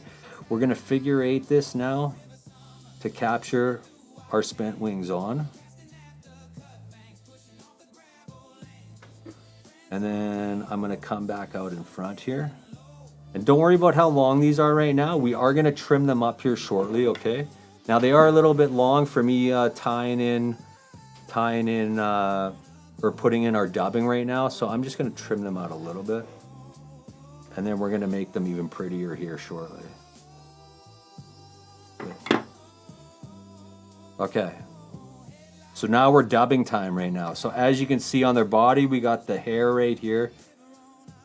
We got the deer hair right there. We've got our spent wings on right here. And now we're going to start our dubbing right here at the head. We're going to work our way back over this and we're going to cover this whole thorax. Remember, this is all about tapers and keeping it everything progressively getting a little bit bigger going up to the head of the fly. Okay, so let's grab our dubbing out right now. So there's bonus points if anybody can tell me what is the cousin of this fly. Ooh, the cousin. That's right. The cousin that just didn't get the same genetics, but... Was that the missing link? No? No, the name isn't going to give it away. Was it an X-Catus? We're going to see closely very soon what the cousin of the found link is. Yeah.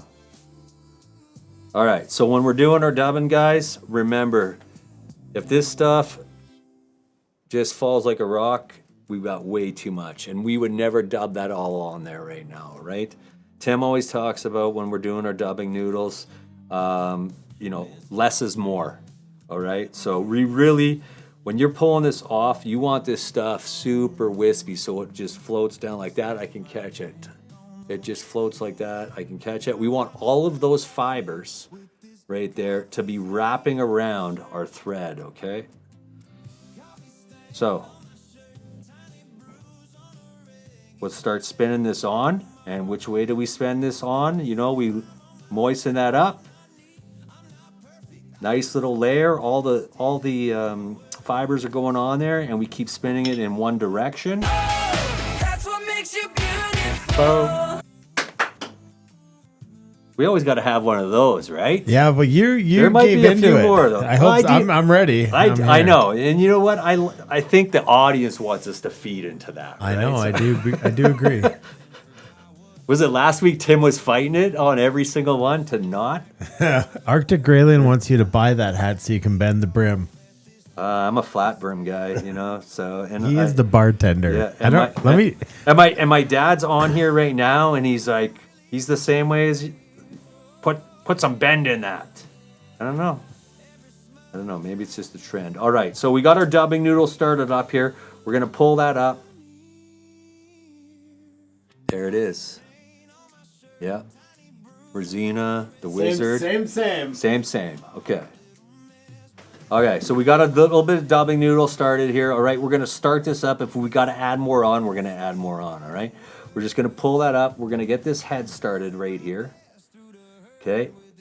Then we're going to come back. We're going to do our figure eights. Okay. We're also going to go behind here because we do not want these wings to collapse at all. So when this gets wet and it's in the water, we don't want that to collapse, all right? So we are getting right kind of close to the end there. We're going to flip this over. We're going to see what the underbody looks like. Okay, it's wrapped up a little bit. Could use a little bit more. At what age do you get the ciders? For me, it was 47 and a half, something like that. Recently, yeah.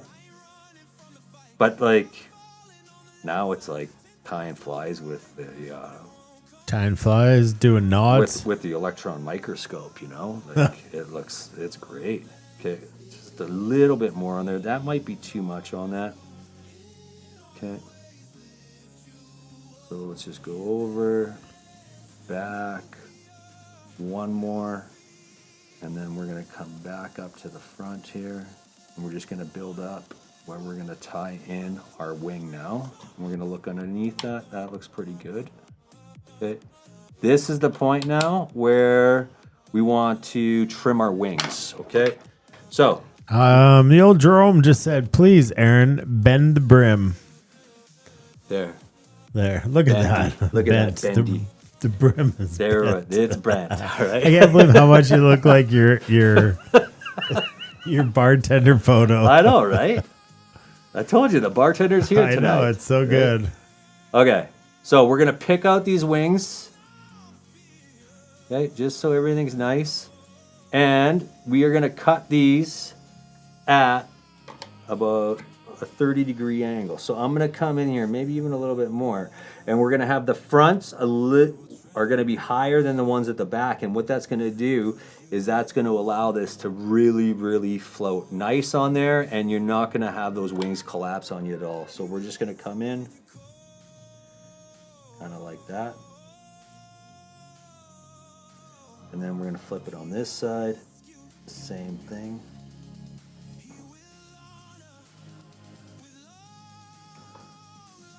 And those are kind of nice right there. Little trim. We'll get the wing in there, and then we'll see how everything looks. Okay, so now we're gonna go back to our deer hair again. And you can do this in a bleach comparadun. You can do this in a bleach, kind of like that, or even whiter. You can, what we're doing it in today, you can change your thread colors on this, and you can cover everything from PMDs to your greens to, you know, all your March browns, everything like that, right? Like, but for the truth be told, yeah. Where's this? For the bonus points, the cousin. Yeah. And the reason that this fly has the color it does, yeah, The cousin is the rusty spinner. There we go. And the reason that it's this rust color is because that's the color all mayflies turn when they're dying dead. Nice. So it's like this dead color. Yeah. So it can be all of your... Ken just got pizza. Ken did get pizza. For bonus points, that was a bring subliminal pizza. message right there, right? Yeah, so it's super cool. I think it's kind of like an exaggeration of the rusty spinner, the fly that we can never see, but it seems to really work. Yeah. But that rusty color is kind of what they turn when they're dead. But you can also take that dubbing and probably you can use a olive, a yellow, a cream, a purple. Yellow, purple. Why wouldn't we use purple? It works for everything. Right? So there's no purple bugs. You can have fun with it, right? So that's the beauty of this. Even on the Parapost material right here that we're using, or the Zelon, you can use a light brown or an olive. Like, have fun, change it up, see what works, okay? We're gonna put the wing on here and we are almost done, all right? So I kind of sectioned off, I don't know, 1/4 of a pencil, something like that. Okay, we're gonna give that a cut again. This is great quality compared on here that we got on these kits this year. Like, there is not a lot of junk in these ones at all. So I'm just giving it a little clean out with the comb. I can fan it open like that. Okay. We're gonna go back into the stacker. Couple taparoos. Open that up. Everything's in line, all nice. Grab it by the tips.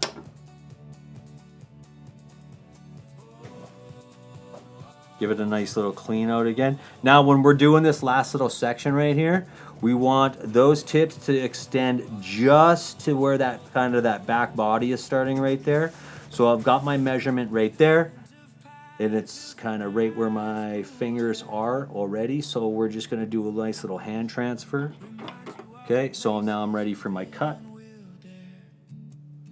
Same thing. We're gonna spin the bobbin counterclockwise so we get that nice little wrap. I'm going to pull those wings back a little bit, get the head locked into there. That's gonna come over nice. And now we want that nice elk hair caddis head, right? So we're gonna put that on right there, lock it in, 2, and just pull down, and we're gonna have that nice flare, holding tight so that rides up real nice. One more in there for good luck. And there's our wing that just popped up nice. I'm gonna come in with our half hitch tool. Spun on us there just a little bit. Lock it in just a little bit more.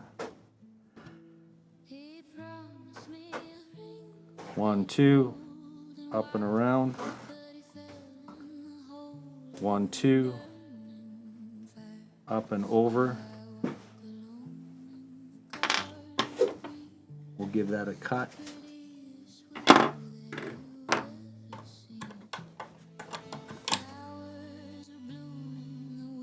And there we have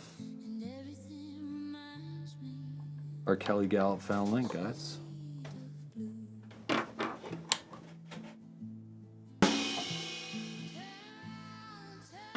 Nice little wings sticking out right there. We've got our nice little top.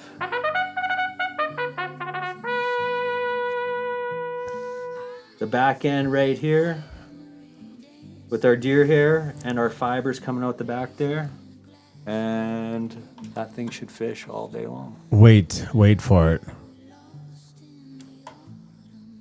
Not bad. Turned out all right. Really good, Aaron. Nutty approves. Turned out okay, actually, eh? Yeah, well, the thing is, Really good, Aaron. he still approves. Nutty still approves. Nutty always approves. He's always going to be there for you. Yeah. And yeah, that's kind of the fun part about the found link is that it can also be what? So, Since Come your on. dad's in There we here, go. Well, the found link I've also used, and I mean, Kelly talks about this being the mayfly of all mayflies, but I've also loved this during a caddis hatch. And you guys talked about a caddis hatch last episode, and in living color. in living color, yeah. You can switch your mic. You were exactly right. I feel like in the caddis hatch, they are very indiscriminate on what they're what they want to eat. Give me a caddis hatch. Just you can almost put on any kind of caddis imitation, and this wasn't designed for a caddis imitation, but it holds a lot of profiles as a caddis imitation.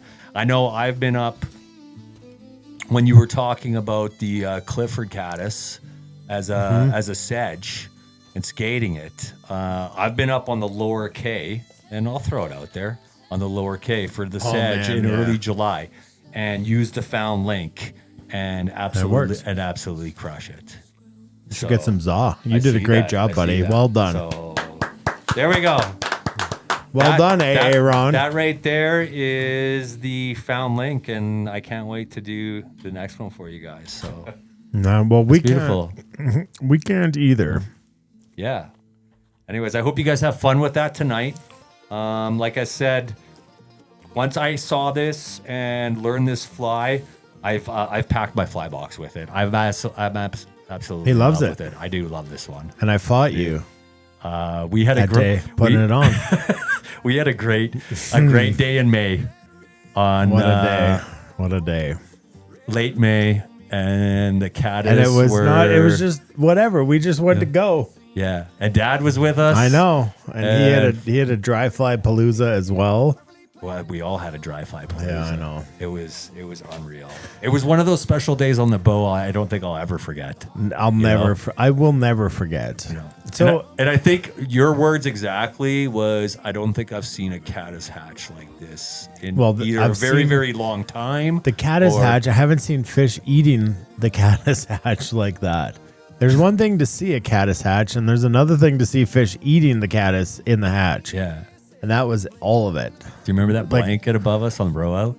I just remember your oars and your oar rights. Ruined my row. But yes, the caddis, it just was prolifically all day. Yeah. And the biggest fish of the day came on that. It did come on that. Yeah. Well, it came on Jerome's fly 7 times, and then he didn't want it, so you decided to do it, to dial it in. Dad definitely farmed some trout that day. Yeah, he sure did. Sure did. But he was there for good company. He was. I know. His trust with us is a little deeper, a little better. So I was talking with Alpine Lake Killer. Yes. So Kelly was saying, we were talking earlier, and the ability to tie a fly well, tie a fly on camera, tie a fly well on camera, and then tie a fly well, tie a fly on camera, tie a fly well on camera, and to do all of these while instructing people is an absolute anomaly.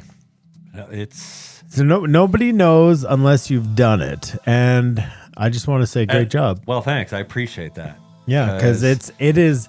This ain't as fun as me being in my studio talking to myself what I'm doing, like saying it out loud, preparing for these nights. When Tim, you graciously go away, and I get to come in here and have fun night. Yeah, and be with TNL family.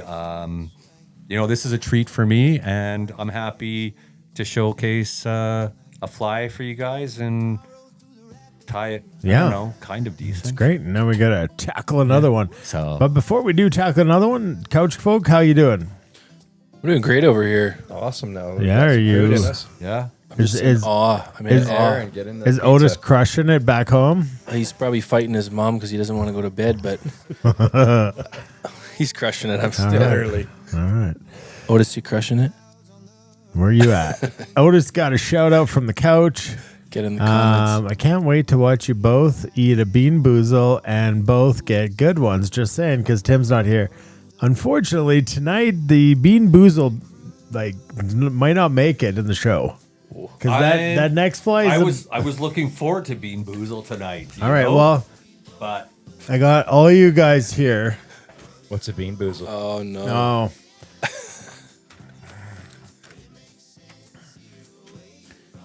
Okay, guys, we're doing Bean Boozle right now. Like, we're doing Bean Boozle right now. Is this seed cursed? Yeah. That's the thing. If this seed is cursed, then this Ken is all on Ken doesn't know what it is. You know what? It's our show. We could stay here till 4 in the morning. Is, Kenny?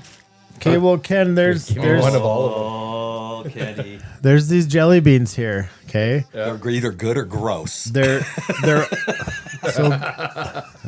so these yellow ones that I've grabbed, they are. I was trying to sing the song to my wife the other night.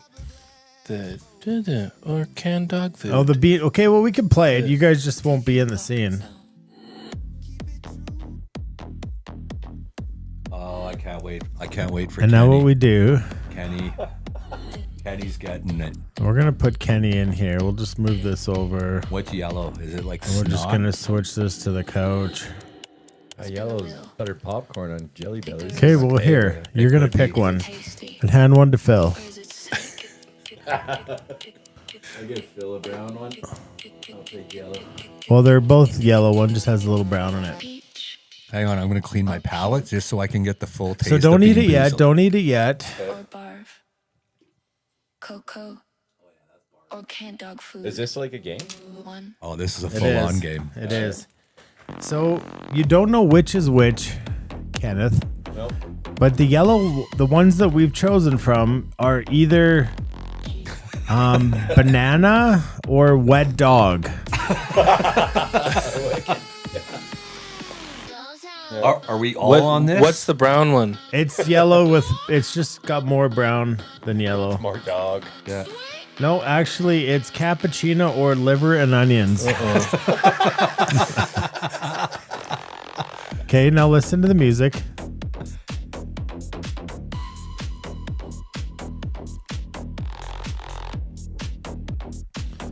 It's supposed to tell us when to eat it. Oh, maybe we're past it. I think we went past. Either which way, we don't have a lot of time to do Okay, this. let's On the do count it. of 3, 3, 2, 1, go. Oh. What were my two choices?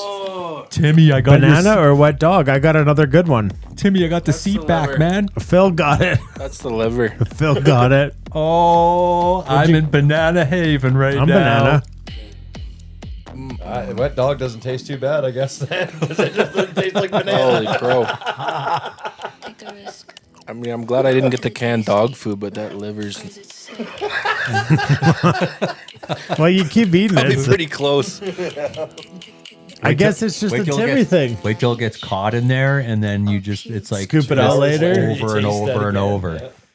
It's a Timmy thing because we're in Banana Haven right now. Not banana. Oh. Banana. We did get a That liver was and good. onion, but they Yeah. rinse it down. Little rinse-a-roo. Oh man, Bean Boozled is just not. It just doesn't bug me. I mean, No. Yeah, I'd play that game again. You know, I watch like every week. I'm like, man, that is so cruel to this table. But it's a Tim thing. it's a Tim thing. It's a Tim thing. But At least liver and onions is like people eat that. Some people Yeah. like it. Wet or dirty Band-Aid, that's oh yeah, Timmy got a dirty Band-Aid. it's a little different. It's on another level. All right, we've got to have a thirsty moment here. Oh, beer 30, here we go. I know, Tim's pissed. I got another good one. A banana. All right, so what's the next beer? The next beer is... All right, Aaron, you read it to the folks. All right, here we go. Let's see if the eyes work on this one too. We got High Five, the Flashy Attractor Brewery, Yellow Dog Brewing Company in Port Moody, BC. This is a hazy IPA. This isn't like those 15% you guys were having. No, a couple those are weeks ago. good. Here's Are yours. they good? This is a 6.5 to 7 point. All right. So the vibe in this is If you've, if the Zywick is a subtle, I heard nymph, I heard it wasn't Zywick. Somebody, I think Tom or someone said it was. They said how to say it. What did they say? I don't know, but it's like the name is like Gundergieben. Oh, it's one of those ones. Okay. If it's Gundergieben is a subtle nymph, then this is a massive, bright foam hopper slamming the bank. It's bold, modern, and built to grab your attention immediately. The Hatch Hazy New England IPA. It's intentionally brewed to look slightly cloudy and deliver a super soft mouthfeel. All right, on the palate, it's going to be a tropical fruit explosion. It's loaded with pleather of hope that's going to give you strong flavors of grapefruit. Is that stone fruit? I've never had stone fruit. No, you have. Yeah, and despite the intense fruit juice flavor, it finishes bright and fresh. Okay, best paired with calling out the numbers for flying, chucking big articulated streamers, and of course enjoying the louder, rowdier parts of a drift boat trip. I like this. I like the way that this is lining up to be something magical. So everybody's got their beers open. Everybody is getting ready to try the high five from our friends. They're not friends. We don't know them yet. But if we did know them, they would probably be friends. Yellow Dog Brewing High Five Hazy IPA, folks. Here we are. Beer 30. Cheers. High five to you. See, I didn't miss it this time.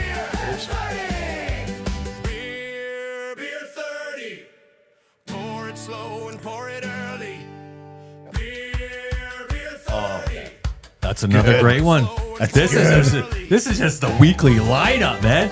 From I know beer to this beer to being boozled. Like, this chair is great tonight.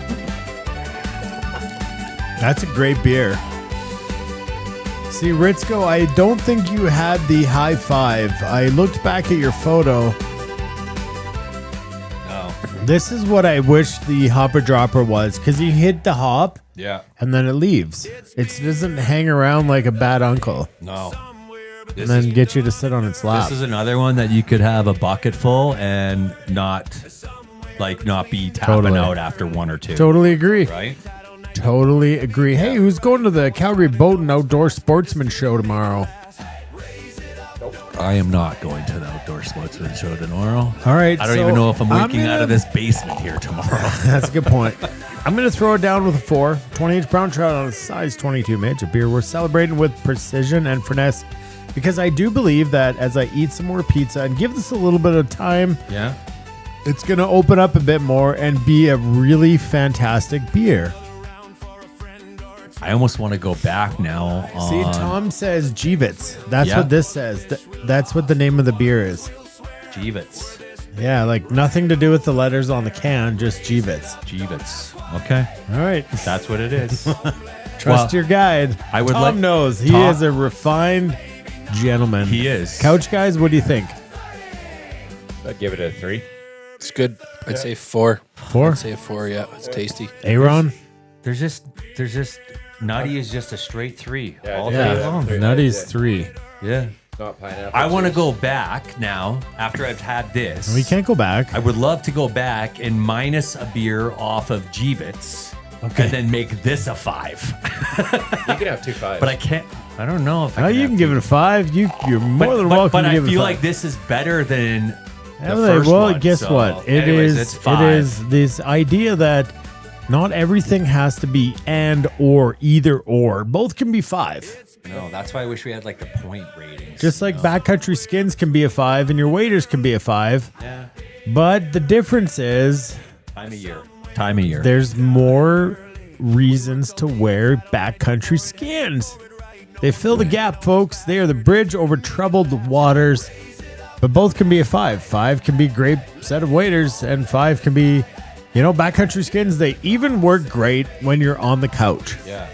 100%. 100%. I see 2 fine young see 'em gentlemen right there. here, right here. 2 5s. Never Are been you better, guys? right? Are you guys getting wet or cold? Are you comfy? Yeah. Never been better. Never Yeah. been better. See, And this studio runs hot. This and they're studio, comfy. yeah, I know. In the skins. In the skins, Yeah. and they're You know? they're not even wet. They haven't got any bug bites. No. From the couch. There's lots in No, there. There is. There's been some interesting folk there over the years. I know. Well, there goes our beer, 4 to 5, There and it some is. nutties just not into beer. All right, we got another fly to tie. Fabulous lineup here. Hit it, Dana. Getting buggy with the man himself. And tonight we are going down deep. Down to the bottom where the big brown sleep. Dragging through the rocks where the bait fish creep. We ain't sipping off the surface, ain't matching the hatch. We're throwing heavy meat for a heavyweight catch. Marabou in the back, pushing water up front. Aaron is tying the Wooly Sculpin for the hunt. Hey. It's getting buggy with Dana, yeah. It's getting buggy with Dana.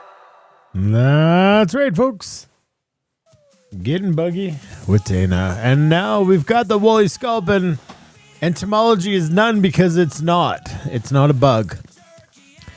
It's a sculpin, right? It's right in the name right there. The sculpin is also another Kelly Galloup masterpiece fly. You guys are going to recognize this fly somewhat from a very local pattern called the Bow River Bugger. Oh, I've heard of the Bow River Bugger. What's the difference? Well, essentially, it's the way that the deer hair is situated on the head of this fly. You've also heard of the bugger, which is kind of the back end of this fly. And then it's got a deer hair head, which just tries to move the water a little bit different. So where did the sculpin, the Wooly Sculpin exactly come from? Well, it is essentially a beautiful marriage of the two of the greatest flies ever invented. Like I just said, the woolly bugger and the water pushing head of a mother minnow. We've also tied those here in the past. The tyers realized that while the woolly bugger had a great tail action, its sleek head didn't move enough water to trigger the lateral lines of the big predatory fish in the dark, ominous, dirty waters, which I felt like we fished all summer last year. By adding a spun deer hair or a wool head, it became a loud hydrodynamic dinner bell. Does everybody in here know what the lateral lines are?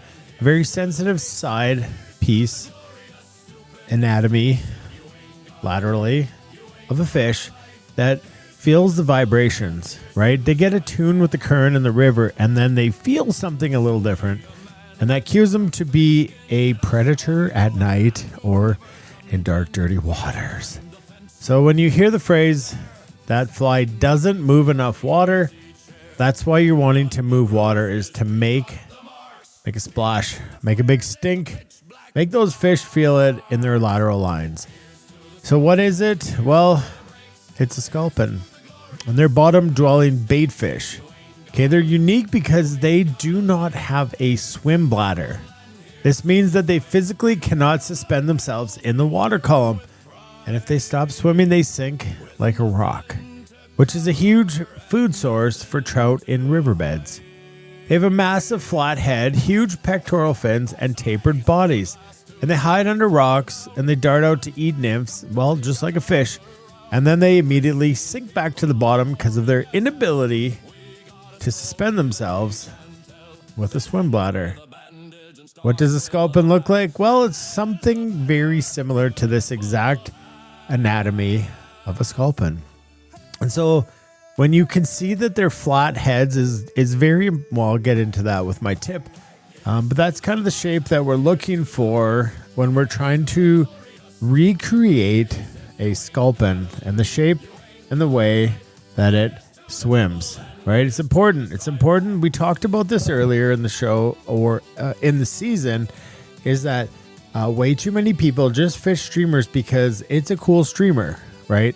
You take the Nancy P from Kelly Galloup, and well, it's a crawfish. It's not a streamer. And so I see people using it as a streamer unbeknownst to the design of the fly. It's not working because they're not fishing it how it's designed. Sink tip, floating tip, strip, pause, or strip that thing, bring it home, or use your rod tip. I did hear something cool. I think it was Kelly Galloup, while we're on that train of thought, is about the difference in the top bass fishermen and how some of these people were the top bass fishermen consistently. And what they figured out was it was the way that they made. You have something to say?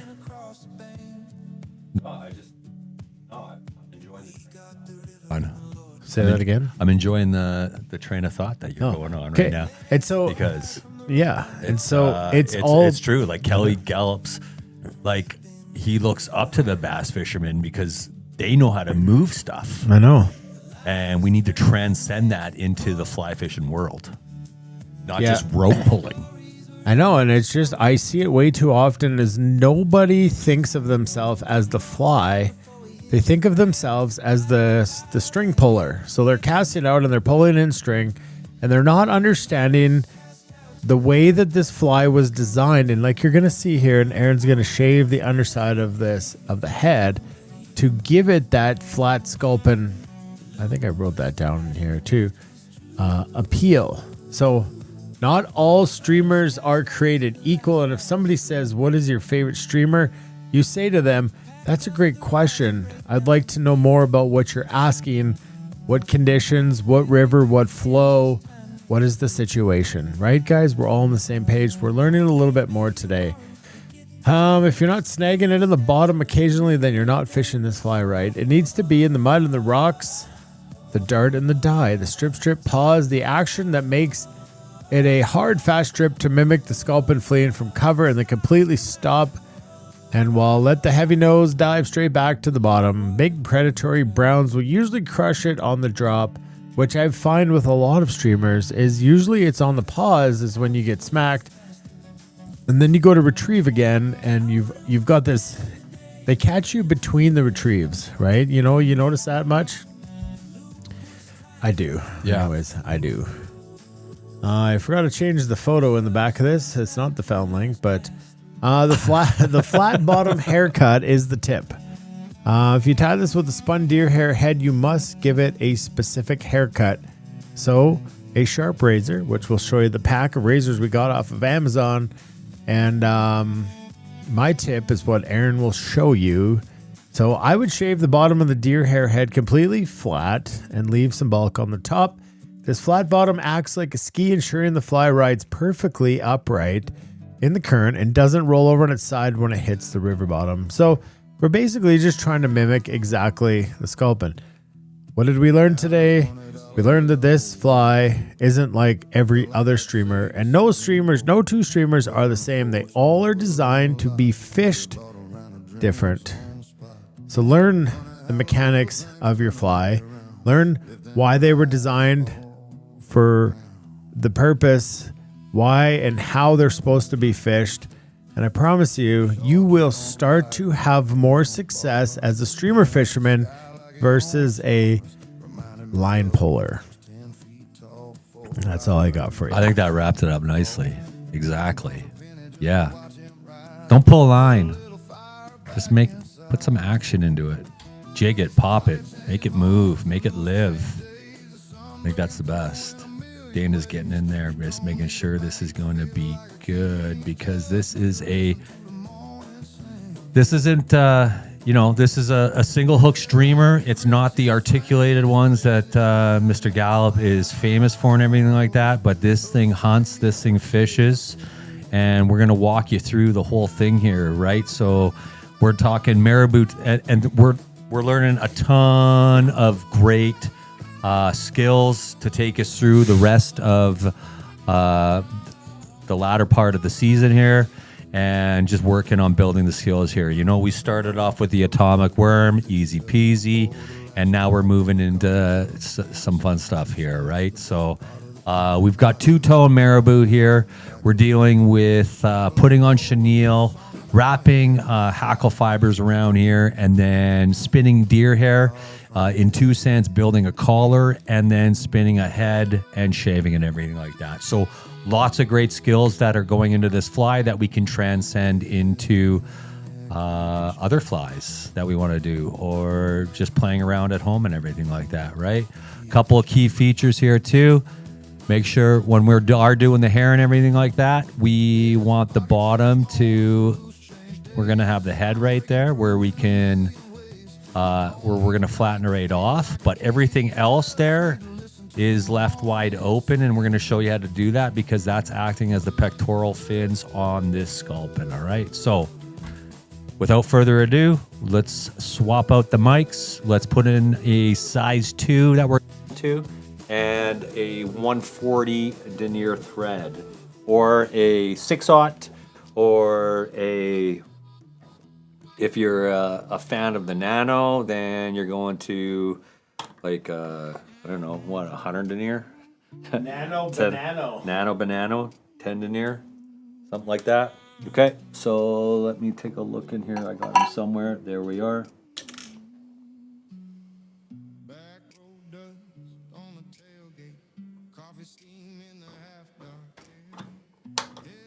And it's a pretty big number 2 here. It's probably like a 3 long or something like that to give us everything. I'm gonna grab my bobbin here with the 140, and I'm tying this today in a brown olive, which is gonna go with what we're using right here. Now we're gonna start this at least a third of the way back, and that's gonna be like no different than in the found link.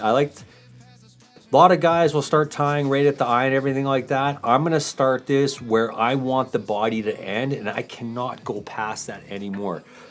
That's so we don't crowd the head. We leave room and ample space to tie our head and everything like that, all right? So let's start our thread off here, okay? About a third of the way back. Or that's maybe 3 eye lengths, okay? And we'll start bringing that through. Now, when you're coming across the body right here, this doesn't need to be touching wraps or anything like that. We're gonna be packing in some marabou right here. We can break that off. That won't break off, but that's fine. Just clip that.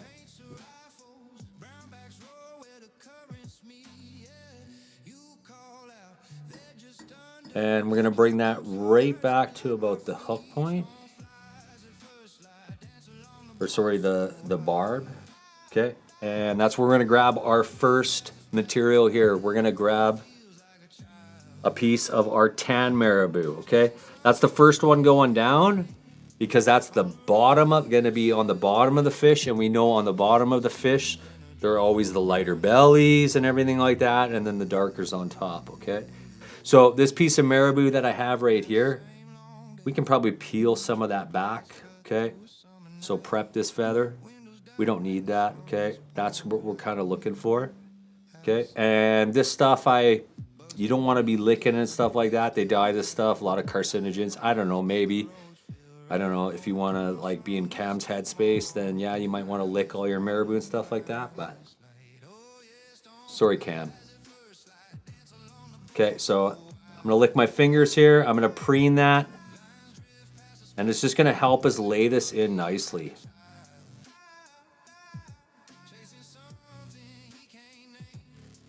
Okay. So now that we got that there, we're going to take our measurement. We're going to measure that up to the length of the body. And we're going to tie that in right on top. Kind of one gathering wrap, another one, and we're going to pull that tight. I'm going to put one more in there, and that's right on top. Now, I'm going to bring this on this one side of the body there. So I'm holding it with my right hand, the right hand tire, and with my bobbin and my left hand. Oh, sorry. We're just going to refix that. There we go. Okay, so over. And why I'm bringing it up on the side is because we're building the taper on this fly, all right? So this is all about tapers.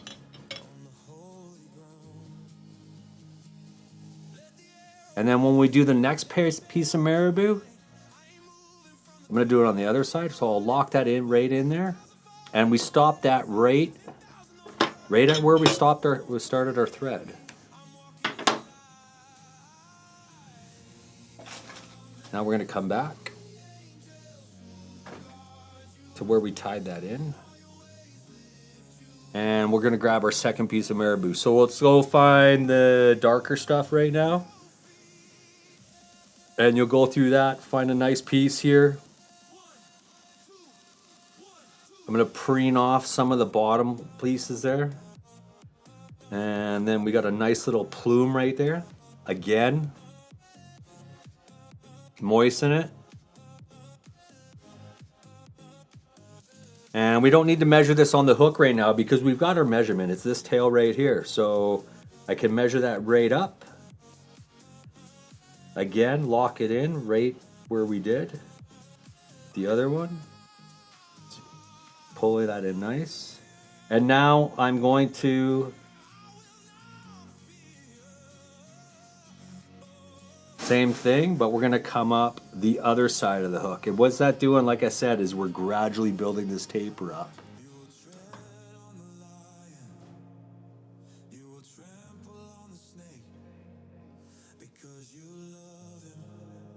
And right there, we'll do a few securing wraps. Grab your scissors, cut that stem right out, and we'll secure that right down. Okay, so there's our tail. Everything's kind of nice, all in there nice.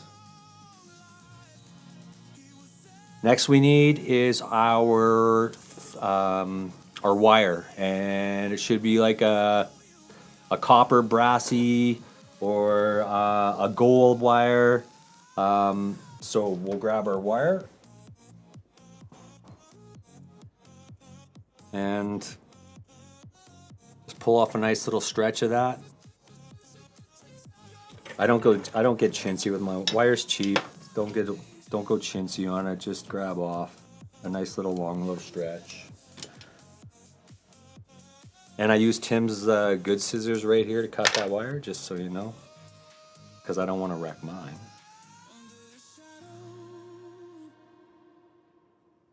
So we're going to tie the wire in on the one side, and you can have it extend out a little bit. And now to really lock that wire in, we're going to fold that back up and over.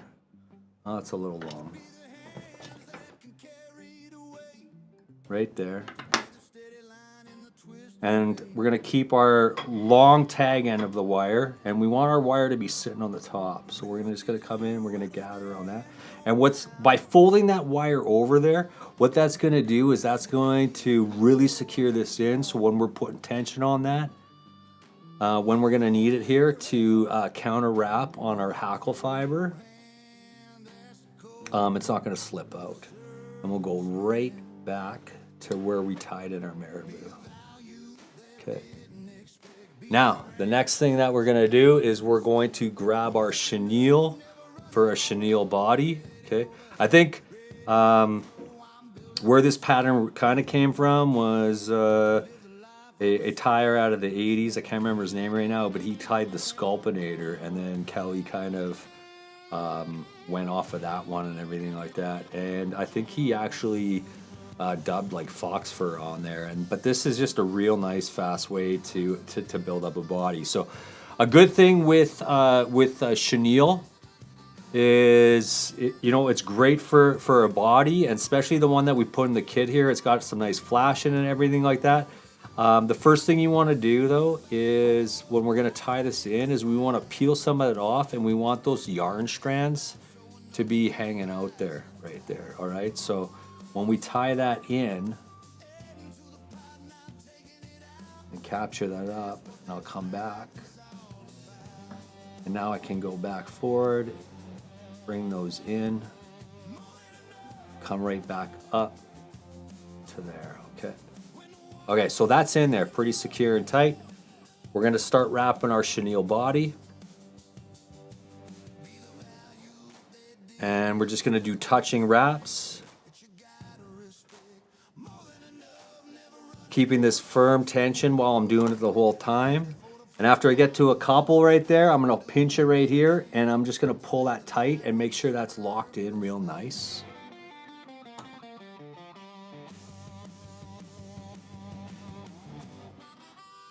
And we're going to go right up. to where we've left our thread, and then we're going to tie that off. 1 over, 2 over, couple in front, and now we can cut that off, and that's all secure.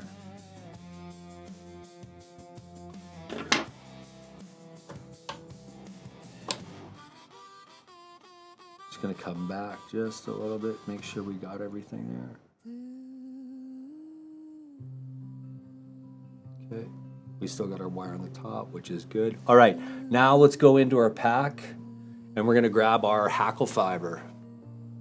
And what we want out of this hackle fiber is we want all those nice little brown pieces that are up here. All this fluffier stuff, we can peel that away. And when we're tying in this hackle feather, we want to make sure that where we're tying this feather in is it's not on the stem where when we start wrapping it, it wants to break or bend, all right? So like down here, you could see it wants to fray and everything like that. Where up here, it's a little bit nicer, okay? It's got some flexibility. It's ready to do what it's designed to do, right? So we are gonna cut that off. Okay, right in about there. And we're gonna kind of hold this up on an angle. So like we've talked about and what Tim's talked about on all the other, whenever we're wrapping hackle and everything like that, this is the concave side of the feather right there. So you can see when you naturally bend this feather, the way the hackle fibers want to go. So I know when I tie this on the near side to me right now and start wrapping, I can see that everything wants to go in a fluid motion. And the reason we're tying this in from the base of the feather and not the tips of the feather is because the feathers, the hackle fibers down at the base here are bigger. And this is that taper that's all going down this way. So when everything's wet, everything's going from bigger, the head, down to the tail there, all right? So, all right, let's lock this in. We're gonna hold that up right there. I'm gonna come 1 over that way, 2 over that way, 3. And then I'm going to just figure 8 around that to lock it in. And then come back up over the stems there just a little bit, okay?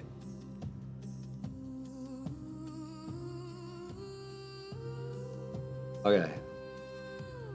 Now we're gonna start wrapping this, and I'm gonna look for my hackle pliers that I got somewhere around here.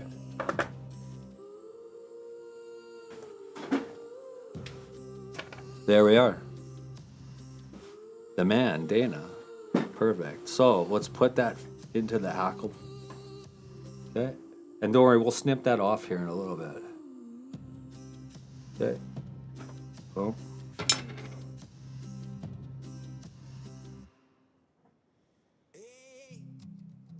Actually, I don't like the way that's sitting right now. So we're just going to back that off. I'm just going to fix it.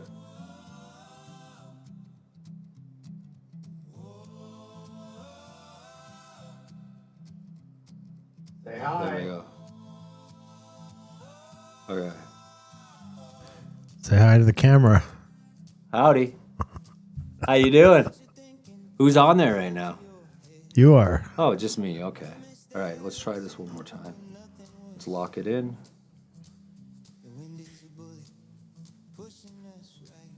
There we go. Okay.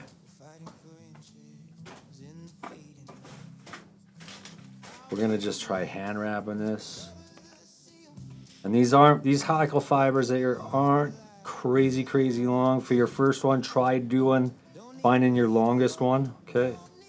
There we go. Now we're gonna grab this. And I'm gonna lock that in place. And I'm gonna bring it around and I'm gonna just work this way through those other fibers. And I'm gonna go fast. And bring it up and we're gonna capture that there too. Couple behind it, couple in front of it. Cut that stem off, just be careful of your thread. I'm I'm gonna just lock that in one more time. And we're gonna just helicopter that off. What exactly is that copper wire doing? So what that copper wire is doing is it is trapped all those hackle fibers in there. And the way we wrapped it as well, we counter wrapped it on there so it won't all come undone on us. Yeah. That's the idea of it. Yeah, so it's a way, because if you don't do that and a fish bites this, weirdly they do have teeth, that hackle will just completely come unraveled. That's right, but for the amount of wraps of hackle that we put in there, we got the same amount of wire in there. So realistically, it should capture every piece of the stem along that whole way there. Correct. And hopefully you get at least 3 fish out of it. Or one PB. There you go, right? Okay, so here we are. We're like 3/4 of the way done. Easy peasy, guys. All right, so I'm just going to fold that all back here. And now our very first thing is, for fun with deer hair, is going to be the collar, okay? So like I said, that Comparadon hair is probably, it may not spin for you guys. I got some deer hair here right now. And we're going to set a collar. Is there different, show that, that pelts, and just show that where there's different textures, let me go to thicknesses eyes of right hollow. here and stuff like that. So this is just a piece. This is just a pelt that I have that I use that I'm working on at home here and everything like that. I would call this like from your video, like this is the working hair fiber. Yeah. Right here. There's nothing. You can tell the way it was laid. It was probably on a side of a body or something like that. But it's fairly hollow. It spins really, really good. The underfur and stuff under it's not terrible. I'm assuming this was probably a fall one, because I think I got this from one of my buddies who has a cousin that hunts, and we can only take deer. Yeah. Kind of. Well, unless it was a bow one, right? Yeah, then that but might be a still, little bit it's early earlier, fall, right? yeah. So, but you can tell what's nice about this hair right here is you've got that color change on the tips, and there we go. Come on. Just cover your face. It wants to There we focus on your face. There we go. You got the color change on the tips, and there's a little bit of waviness in the hair, so you can tell that it's hollow. It wants to breathe. It traps air and stuff like that. So. All right, let's get that. All right, let's get into this. All right, so we are going to grab a nice finger clump right here. So where are we here? There we go.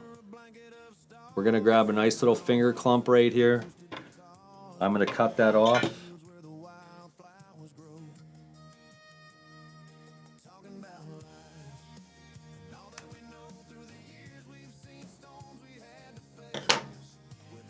We're gonna clean that right out. So same thing, kind of fan it all out. Pick out all the junk. Take the comb out all that underfur, because that's what the stuff is gonna hinder you on either your spin or setting the collar. Okay, the stuff that stops your thread from doing what it needs to do. Okay. We're gonna put that into the stacker.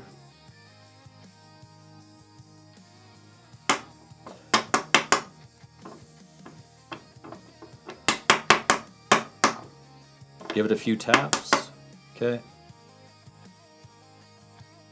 Clean out some of that stuff there. We're gonna grab that. Okay. Clean out just a little bit more. Now, some people, this is totally your guys' preference. Like, how much do you like your collars? Do you like your collars a third? Do you like your collars a half? Do you like a really, really big collar? I don't know. I'm kind of a fan of like that third collar or something like that. So with what we have left right there, I'm gonna kind of just measure it up right there, and then I'm gonna transfer that to, so I know that's about right there is where I'm gonna kind of want my collar. So when I tie that in, it's gonna come back right to about that point there. So I'm gonna transfer my fingers now so I can grab those tips. We're gonna cut that all off right there, nice straight line. Okay. And same thing again, counter spin to the left. Okay. And you see how I'm kind of laying it like kind of flat and everything, like, or like I'm pinching it all, but I've kind of got it spread out right there. Okay. And I'm not gonna let go of this. So I'm gonna do my first gathering wrap, my second gathering wrap, and I'm holding this tight right next to the hook and everything like that. I do not want to let this go. And now I'm gonna pull and flare that just like I do with an elk hair caddis. And we got that little elk hair caddis there right now, right? And that's not gonna spin, and it should be sitting right there. I'm gonna put one more in for good luck, 2, and then come out in front. And there should be a collar right there. Now that's a great elk hair caddis head, but what I want to do is I want this to act like the pectoral fins, right? So I'm gonna kind of flatten that out and spread it. But if you look underneath, it should be displayed on either side, but not actually onto the body there and everything like that. So that's good right there. And now, and that's not going anywhere.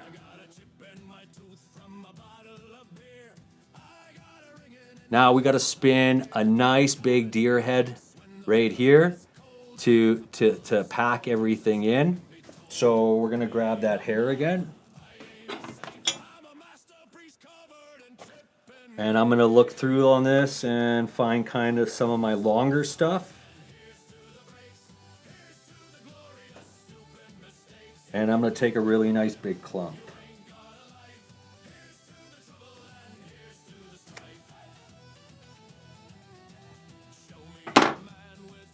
And I'm just gonna change hands again. I'm gonna flare that out just to clean it.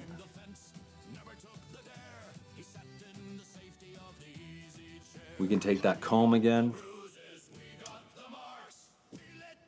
Get all that underhair fluff. And it's important that we get all the underhair fluff out on this one, because this one we're actually gonna spin this time, okay? Now, what you wanna make sure you do is we're gonna cut these tips out when we're spinning this, okay? And we're gonna go right in the middle of this body here, okay? So I'm gonna kind of hold that right in the middle. I'm gonna do one through there and kind of pull and flare it. And I'm kind of going loose with my hand so it starts to want to go around and everything like that. I'm gonna go another around there, okay? And pull a little bit on that. And now I'm gonna do my next turn in there, and it should just spin like that. And if I pull on that, my thread, you can see, like nothing wants to move. It's all locked and solid in place, okay? And I took a pretty big enough clump there. You can see that in the front, I've got... Jackie Chan had nothing on that magical whip you just did. I know, right? See, I prayed tonight. So now we're going to throw a couple of thread wraps in front of that. And I don't even think I need to get another piece of hair on top of that. Now I'm going to lock that in first, because we will show you guys, if you needed to get more hair in there, how it can be done and what the way is to do it. So I'm going to just throw a little whip finish, or sorry, a couple half hitches in there. Just Did you not find the red tool? Where's the red tool? Yeah, but Doesn't fit. Oh, so Doesn't- use the big yellow one over there, know? far left. Oh, I guess I could have did that, right? Other side too. Yeah. Pushes I don't all the know. hair back. I'm a fan of the big pen. Well, there you go. Easy peasy, big pen. Right? Easy peasy big pen. All right. So let's grab another piece of hair here. And I'm just going to grab a small clump just to show you guys this. We'll see if it works out. Okay. Same thing. Clean out all your hair. Okay. Cut those tips off. Now you want to make sure, if you're going to spin more deer hair on there, okay, the reason I'm going to hold this on an angle is because if I wrap through here, I don't want to be wrapping through the rest of this body here. I want to be going straight on to... You're getting brave. Right on there. I know I'm getting brave. I like it. Right? So again, spin your bobbin to the left, so that's going to want to wrap back over. Wait, is that part of our intro song? It is. And it went 1, 2, and Jackie 3. Chan. There we go. 1, 2, Jackie Chan. 1, 2, Jackie Chan. There we go. Okay. Now let's pack that down. Throw in our half hitches. Okay. Wow. And then that's how you filled up the head even more. Shave the kitty. Wow, eh? Let's cut that off. I'm ready. I'm ready for it. And we got some flyingo.ca coming Oh, up. I know we shortly. do. Okay, guys. Now we get into the fun part. So now we're going to grab our razor blades. Dana went on to Amazon. Let me pull these off so then I can see. And he got a 900 pack. Well, razors I just didn't want you to be upset for about $2, Yep. probably. That's true. And this literally will do as many deer hair flies you have in a lifetime. I think. Because the truth Because is, you get about 12 flies out of one razor. Oh, you don't want a dull razor. No, you don't want a dull razor for that. So, the Derby. All right, let's see it work. Okay, let's see it at work. All right. So, we're gonna pull out our razor. It looks like this. Okay. There we go. And then when you pull it out of the package, it's gonna look like that. Okay. And you can go buy those fancy like razor blade like holders and stuff like that. And I like the bend. I like just doing the bend. You know, hold it with your fingers. Totally. So we're gonna start by turning this fly that way. We're gonna hold our razor in our hand like that. Okay. Do we need some suspense music for this? I don't think so. I'm going to use my hand as a little brace, and then I'm going to come through here at a 45-degree angle and just shave that bottom like that. Okay. Now we're going to flip that over, and we're going to bend it over like that. We're going to come up on a 45-degree angle, and we're going to go right through this head here. But make sure we're not going into the collar. So pull some of that off. This is when it all goes together or not. Or not. And I got a few stragglers there.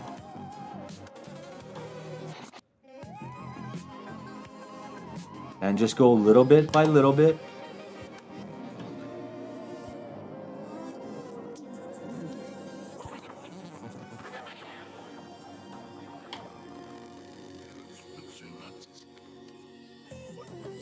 Okay. And you can get crazy with this, and next thing you know, you're going to Turkey to try to do a hair transplant on this thing. No and it's way. not Been there, happening. done that. And you're not salvaging it, all right? So, just you just keep going and going and going, all right? Just quitting, are Yeah. So now I like to come in on the side, and I always like to look at the top of this just so I can get my head shape right. So We're just going to give it a little trim like that. Whew. We're going to give it a little trim like that. Okay. And that's pretty good. Tim would be proud right now, I think. Tim is proud. Okay. So when you're looking down like that, so as you can see right now, come here. Which camera you want? I don't know which one I'm on. There we go. You got the underside. That's like that.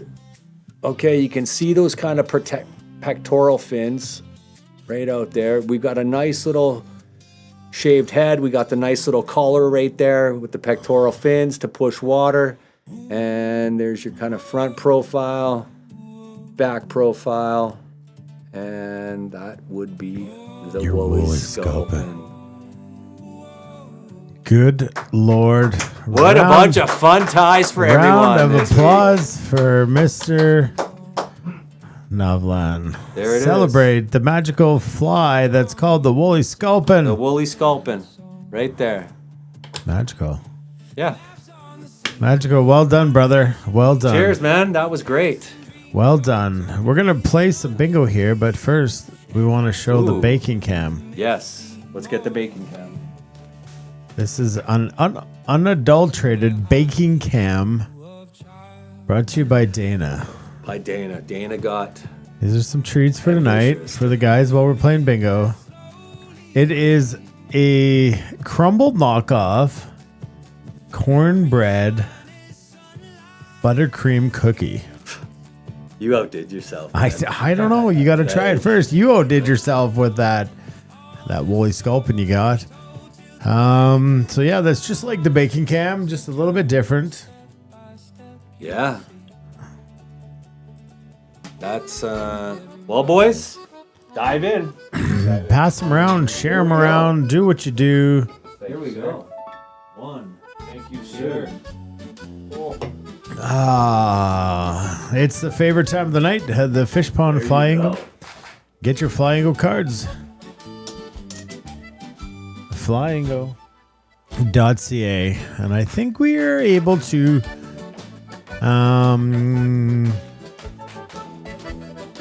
put these guys on the screen. Put our friends. You're a genius. This is unreal. What is this? Yeah, it is my. Well, he just gave the whole explanation, Phil. But like, yeah, but hey, welcome to the show, Phil.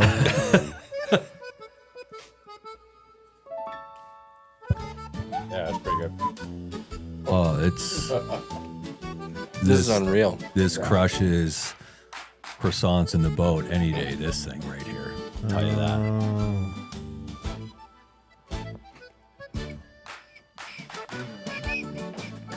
Trying to get the couch guys in here.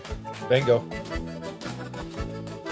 They're coming in. Oh no, where's my card? We got Flyingo sponsored by Fish Pond today. We got some great prizes coming up on the board here for you guys tonight.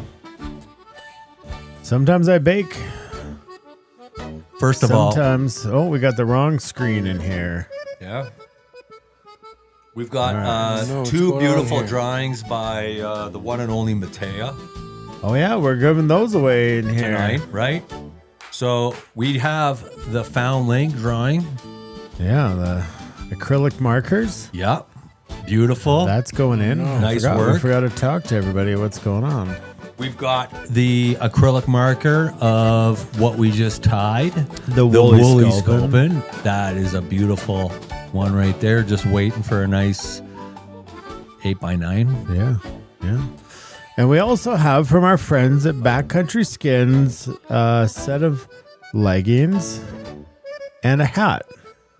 So you just gotta let us know your size and which hat you want, and they're gonna get that sent out to you. And so we got the paintings, we got the prizes for Backcountry Skins. Amazing. And hot darn, should we add something else? We always usually do add something else. We always usually do. How about an entire 144 flies? Every single fly that would come in your kit tied for you? Tied for you. No way. I'll do it. I'll throw it in there. You're going to do that tonight. Yeah, I'll do that tonight. I will easily add that fly kit and a fly box from our friends at fishfuel.ca. Fishfuel.ca. It's going to look like that, sort of, but that's just the one that Tim is filling up right now. But that one, the one we're going to give you is full. That entire fly box is going to be full of all the patterns and the flies. 144 of them that you could tie if you had a Season 8 kit. I'm even going to throw in 500, tonight's 600, 700. And yeah, so we're just going to rock, paper, scissors this, folks. So get out your Flyingo cards. If you don't have one, just go to what is it called? Flyingo.ca. Flyingo.ca. And if it doesn't show up right away, always make sure to check your junk folder. Check your junk folder, and it's easy because I'm pretty sure the first fly that we just called was Pool Toy Hopper. If you don't see it show up on your game card, then just swipe down, refresh that screen, and it will show up. When it shows up, just click it. Looks like the couch guys. Ken's got one. Phil? Oh, Kenny's already in for one. Still trying to get my card online here. Okay, well, we'll just hold tight for you. We'll call 2 because you know what we can do? We could call 3 and no one's going to win because you need 4. Any line, it's just going to show up on your card. You're not going to have to ask the questions what was called because it's going to show up on your app. When you see green, just hit that nice little button. Yep. Steve Double O just tuned in. Round of clicks for the new guy, Steve Double O. Steve, you don't know what you walked into. We just tied 2 incredible flies, the Gallup's Found Link and the Gallup's Wooly Sculpin. But Steve, if you just go to flyingo.ca, you can get yourself a Flyingo card for free. And what can you win tonight? Well, you can win a set of wet wading pants from Backcountry Skins, a hat, and you can win 144 tied flies.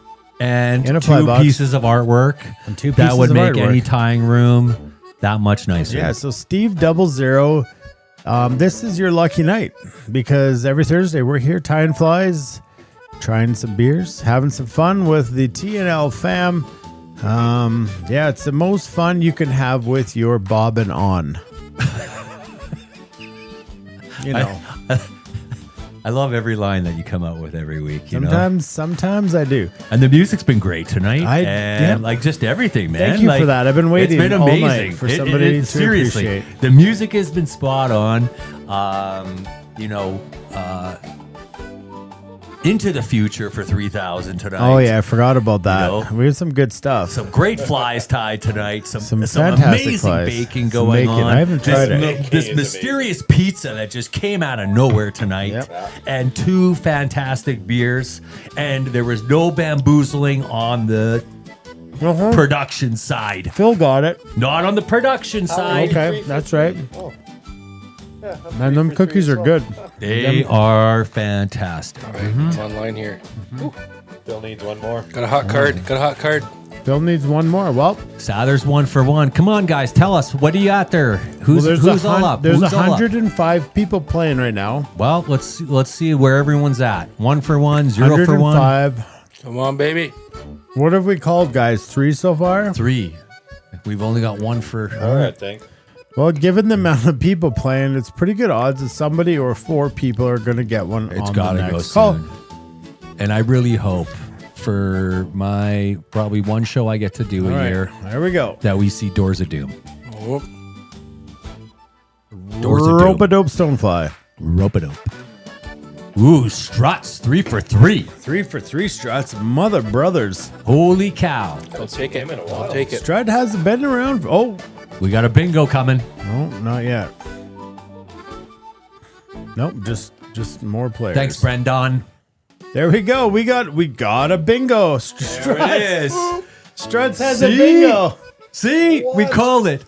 And he does not have a clutch, I bet. He does have a clutch. Oh, he does have a clutch. And guys, Struts bought a clutch, another clutch to give to somebody in hard times. The guy is amazing. So I mean, fitting seemingly. Sorry, Steve 00. You yep. Everybody's shutting off their game cards. That's it. How many are in? Is it just 1? Fly Fisher had 4 for 4, but no bingo. Brent Dangler says that Wooly Sculpin looked great. Great job, Aaron. Great job, I Aaron. appreciate that. Mike had 3, but not in a row. No, I know, right? Well, we didn't play If they were in a row, would he win? Nah. It's like a tree falling in a forest and no one hears it. Do you remember that year we played Blackout? That was the best. Dude, 67 winners. you see, you have state of the art. Yeah, Phil. Back in the day, it was paper. You had to print it. Yeah. Then I called Blackout and everyone won. Yeah. And so I had about 4,000 ties. Or you would screenshot it and then go into your edit things so you could draw your little pen and mark out your boxes. It's come a long way since I learned how to program. Do you remember pick a number between 1 and 1,000? These are good. They are so good. Oh, yeah. Pick a number for stuff. We used to do pick a number. But it was numbers just going up on the screen. And that was before the big screen in here. So you have to decipher off the little screen. Horrible. Oh. I just wanted to give people prizes. And, well, it looks like Struthers is the only one. 106 people playing now. 106. And he has immunity, so I don't even have the option to send him to the doors. All I can do Struts, is let him. congrats, man. Aren't we still playing the? We're not. Yeah, we're still doing tiebreaker for that. Sorry, no bingo then for Brett. He wants to go to Blackout. All right, looks like the winner is Struts. Struts it is. Immunity on the hat. verified. And Kelly, if you're still watching, you can call back in. Yeah, we're ready. We're ready for the wins. Yeah, so guys, normally what happens is people don't have Captain Clutch and they get sent to the Doors of Doom, which has been dry the past couple of weeks. You know, the Captain Clutch is really catching on, is what's happening. I mean, why not? Like, Look how at can it Stretch. not? Stretch just won like $900 in crap. I know. More than that. $50 Yeah. for a $50 sticker. All right. Kelly's here. We're going to drop him in the waiting room here. We're going to check out. I mean, those Wooly Sculpins you're going to get in the kit, those are like $12 flies. So I know. I know. The entire thing, we just give. We give and we give and we give. Steve 00, hopefully you're still here, because he said if he didn't read the title, he wouldn't know it was a Fly Tying show. That's usually 90% of our viewers say that, and then they just they're stick here for around, life. and they are here for life. Yep, they've come to Neverland. This is the variety hour of variety hours. That's right right. now, I tell you. All right. That's right. Let's thank our sponsors for this awesome evening. Yes. And we're going to come back and we're going to share our wins, and we're going to welcome Kelly back on the show, and we'll see you guys off for another week. Beautiful. Innovation is in our DNA here at Fish Pond, and this year we're raising the bar. From the brand new Storm Shadow line with industry-first weather resistance to new Nomad neck models crafted for any application. Built for every mile, the entire line is crafted for the rugged demands of adventure travel to the ease of everyday angling.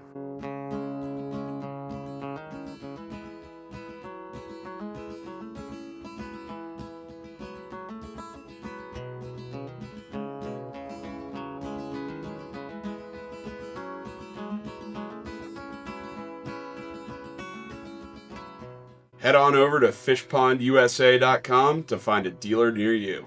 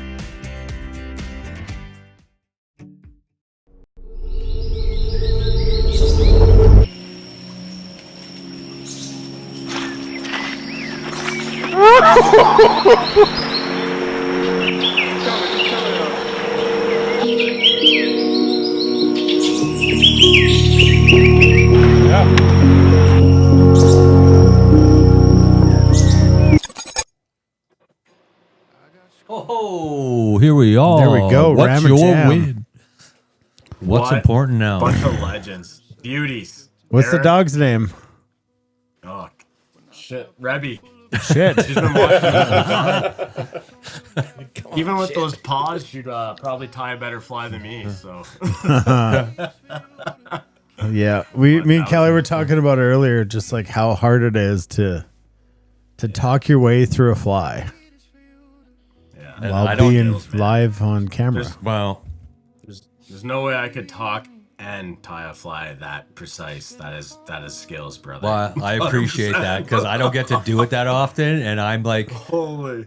I'm always like watching Tim and how he goes through it and then talks about it, and then I'm like playing it through my head and everything like that, and then it comes to game day like today. Yep. When it's like 3 weeks ago, Dana's like, "Oh, by the way, I need you this day." I'm like, "Okay, coming in." Coming out of the bullpen. And Tim gets to do it week after week, season after season, and it's familiar for him. And well, it's way more familiar. You're for like him the backup than- goalie that just gets put in there. I know, right? Make the big save. I don't think anybody But- showed how Comes hard it in is at other than overtime. Brent Struthers. Look at Steve Yeah. 00, guys. He's here for life. Yes. I told you, man. See, You the can't- variety hour, man. Welcome, Steve. We love when new people show up. I know. Come to the coach. Like, Yeah. I always compare this to, because it's not like any other tying show out there, right? But, and this might date me on who I was, like when I grew up, because I was born in the late 70s. I'll say that right now. But I used to watch a TV show as a kid called Hilarious House of Frankenstein. Oh, yeah. And you can't do that on television. Yeah, right. And if you take that and put fly tying together, that's what this is. This I is know. Hilarious House of Frankenstein, and you can't do that on television. And we do. That's why it's not television. It's Exactly. live stream. Oh, yeah. So what's your win? What's your win? Win stands for what's important now. So at this part of the show, some people leave, some people stay. And what we do is we just kind of share. So we just go around the room here and we got Kelly here too. So we kind of start Aaron. Oh, no, we'll go the couches. We'll go with Phil and Ken, and then we'll go Kelly, and then Aaron, and then Dana, and then Sounds everyone in the comments. You guys share. Hopefully everybody's been taking advantage of the Backcountry Skins discount code and suiting yourself up for the gap. Fill in the gap with proper gear. Exactly. No pun intended there. Yeah. No So Always good to fill the gap. That's right. that's right. Good to go to the Gap. Especially on a Thursday night after 3 beer, 4 pizzas, and a Crumble I crumble wish I was cookie. there with you guys, man. I I want know. to be in that garage. That whole, I want to be immersed in it. You're man. The couch is yours. You yours. come on down and let us know and bring your. I will. I told Dude. your brother he's a little camera shy, but Yeah, dude, I'll be right in there with you boys. I'm gonna come when I come back to see him. I'll be right in there with you guys. yeah, let us know. I'll The stop couch in is the garage and hang out, talk flies. Oh, this is the basement studio, man. Yeah, No it's garage better- here. it's better than a This is garage. better It's than a right. garage. Yeah, man, I belong Yeah. in there. I just yeah. I know you do. Yeah. yeah. Awesome. Okay, well, Phil. Sure, yeah, you bet. I got a couple wins. Number one, I got to get out shed hunting with my 9-year-old last week, and there's just nothing like walking through the woods with a 9-year-old and this BB gun. Yeah. It's something special. And win number two, I can't believe this show is live. Like, this is the coolest thing. I'm super new to the whole TNL group. I've been enjoying every minute of watching it at home and being here and seeing everything you guys do to put this together. This is incredible. It's the coolest thing going. So Awesome. I'm just so grateful to be here. So thanks. Well, we're glad that the show finds you. You don't find the show. And I don't know what I mean by that, but it's just 100% the show finds you. yeah. When you need it. Right? Yeah, well, Ken helped me out a little bit, pointing me in the right direction, but I appreciate that too. So thanks, buddy. Awesome.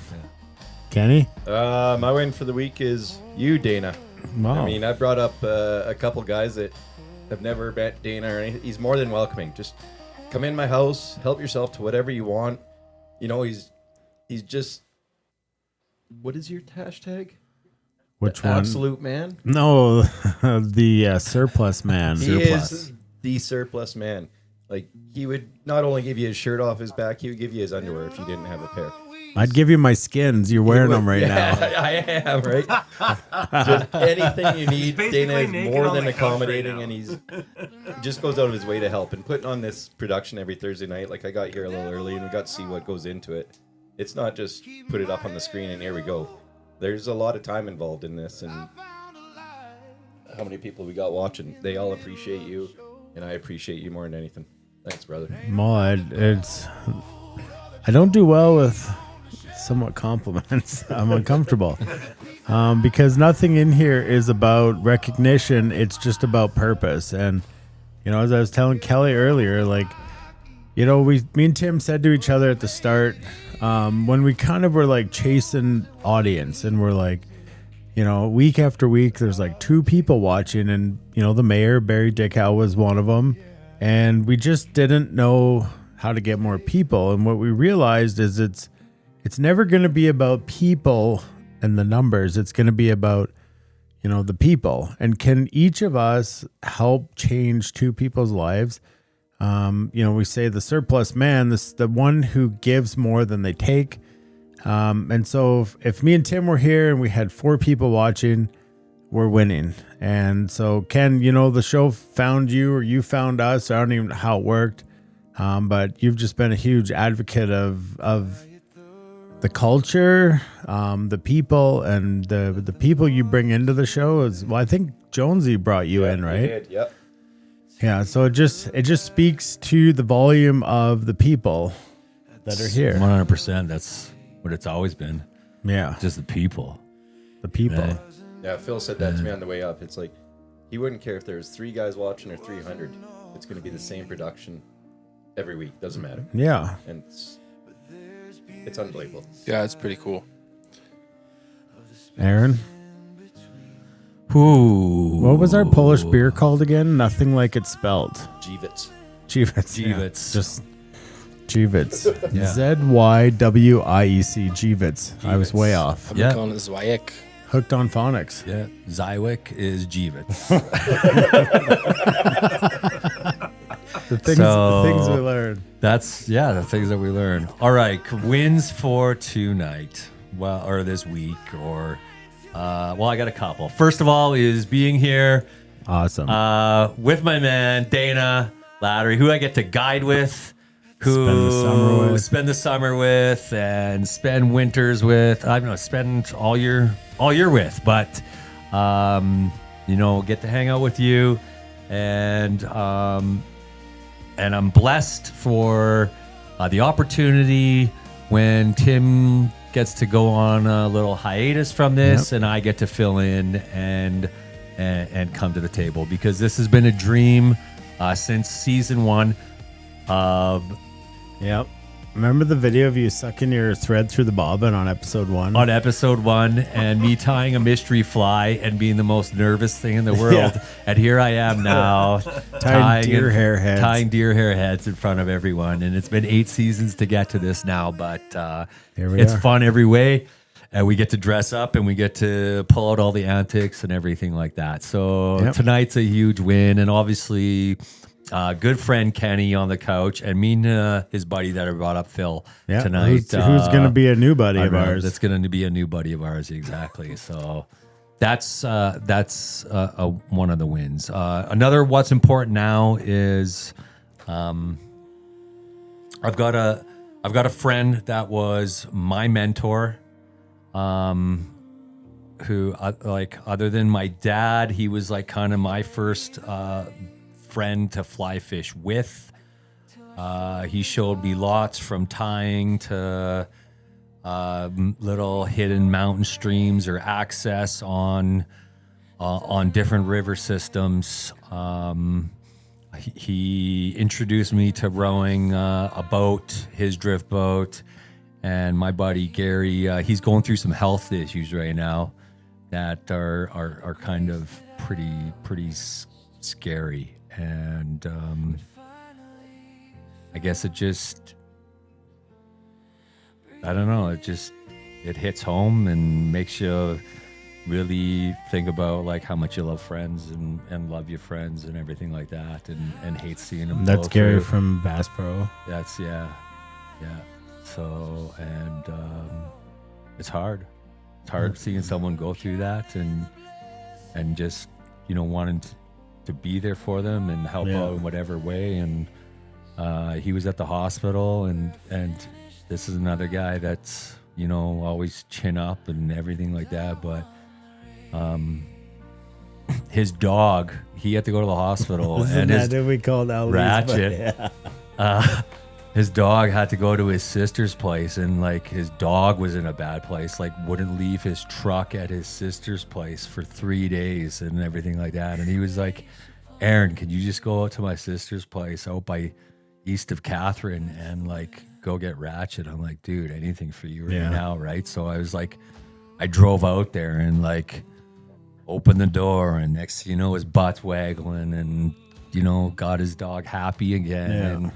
And you know, to a point where it, you know, it'd go into the like, was going to be comfortable at his sister and brother-in-law's place and everything like that for, you know, the next couple of days till he got out of the hospital and everything like that, right? But that was his wish for me to go, and I couldn't do it. You know, it was like, yeah, man, like I'll go do that for you. The least right? I can do. Least I can do for you and stuff like that. But Gary, if you're listening tonight, or you know, just the rest of the TNL fam.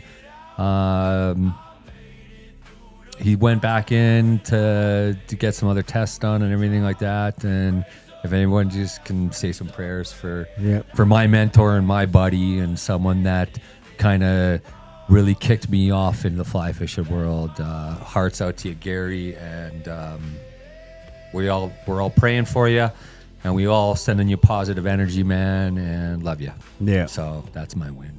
That's why it's what's important now. Yeah.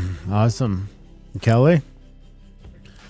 Well, just I can feel the energy and the love and the whole creativeness from you guys. I know it's only been short and super virtual, but it's pretty cool that you can just feel the energy and the love and the connection from you guys. And just you guys, you know, like I always like take spiritual kind of signals from, you know, when things get thrown my way, and this is definitely one of them. And I'm glad to be part of this and to immerse myself in it. And like I told Dana, I woke up this morning and I had time to rip through the whole podcast and what you guys are doing. I was just like so amazed by the creativity, what Dana's gone through and everything like that. So, and prayers are with your buddy too, Aaron.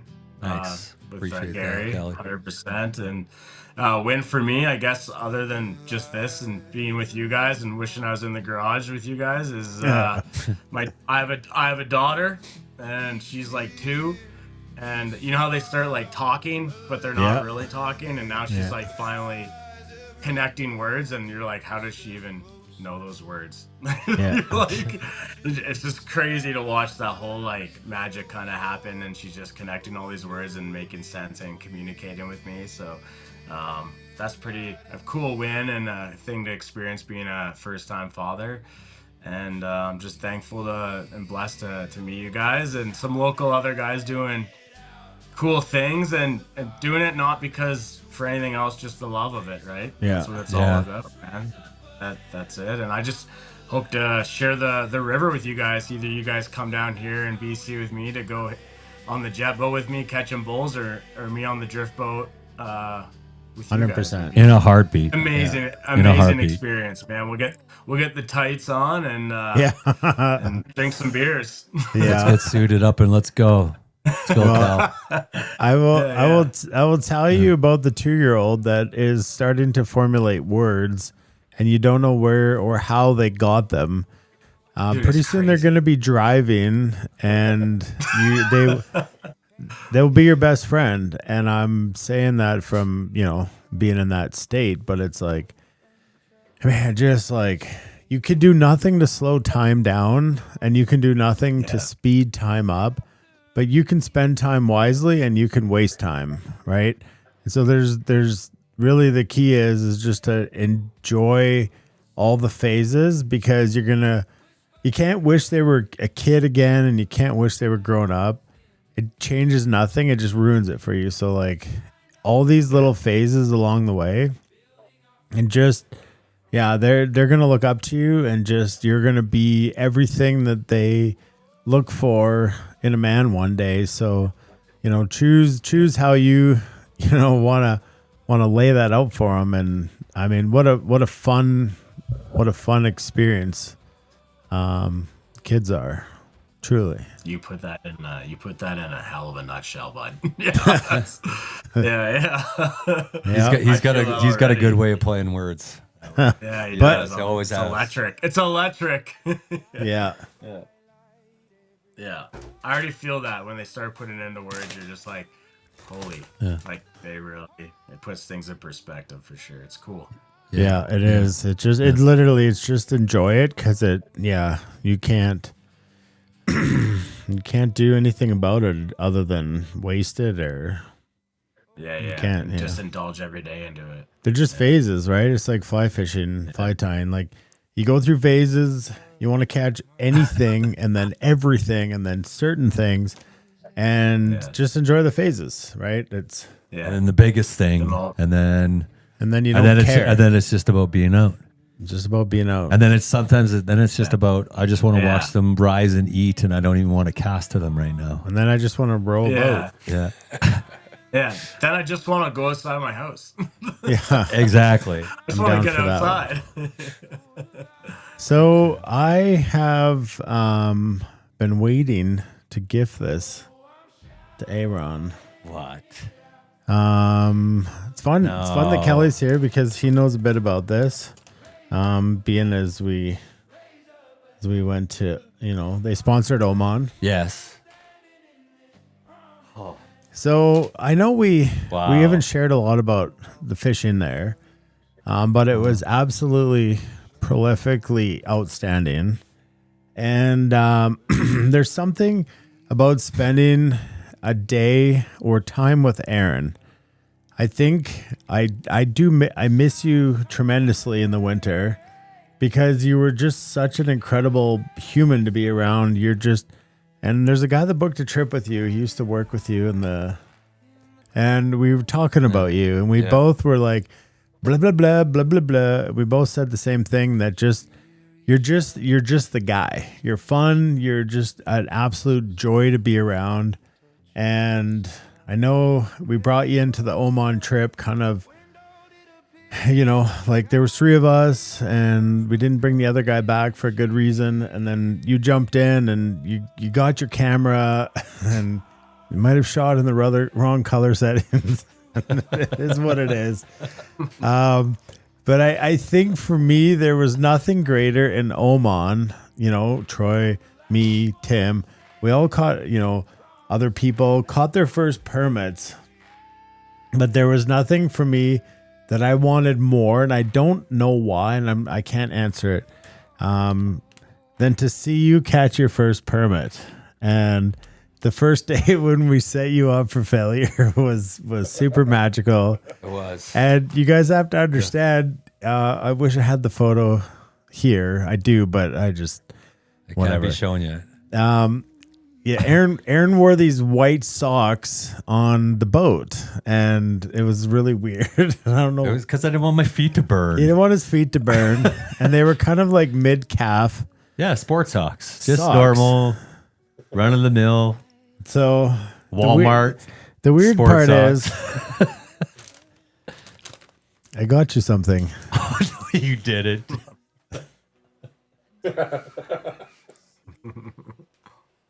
I got you your very own permit socks. Show the picture, since you do have the picture. Oh my God. So this is Aaron's first permit in his permit socks. In my permit socks on the boat. And so, for the boat. And so that's that's his memory forever with his first permit, so I got you your very own permit socks. I wonder if I can come over and hug you right now. Though. Yeah, you can. Come on. Oh, dude. Thank you. I've been hanging on to those for a long time. Wow. So I'm excited to see where those permit socks Do you remember when I had them off and nothing, and then I went and put them back on, and then all of a sudden it was like hook up?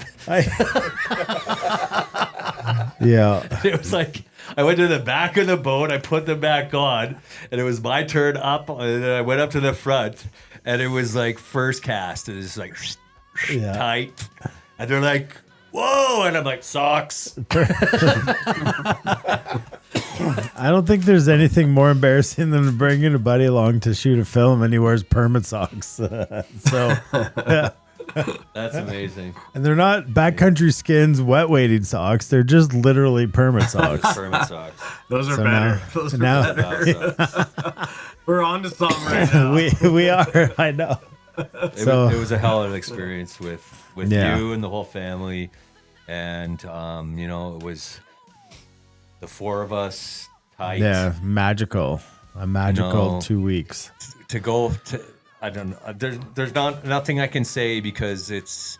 I meet Dana, Troy, and Tim, day one, season one. It's November of 2018. First fly tying night or something like that, and here we are, season 8.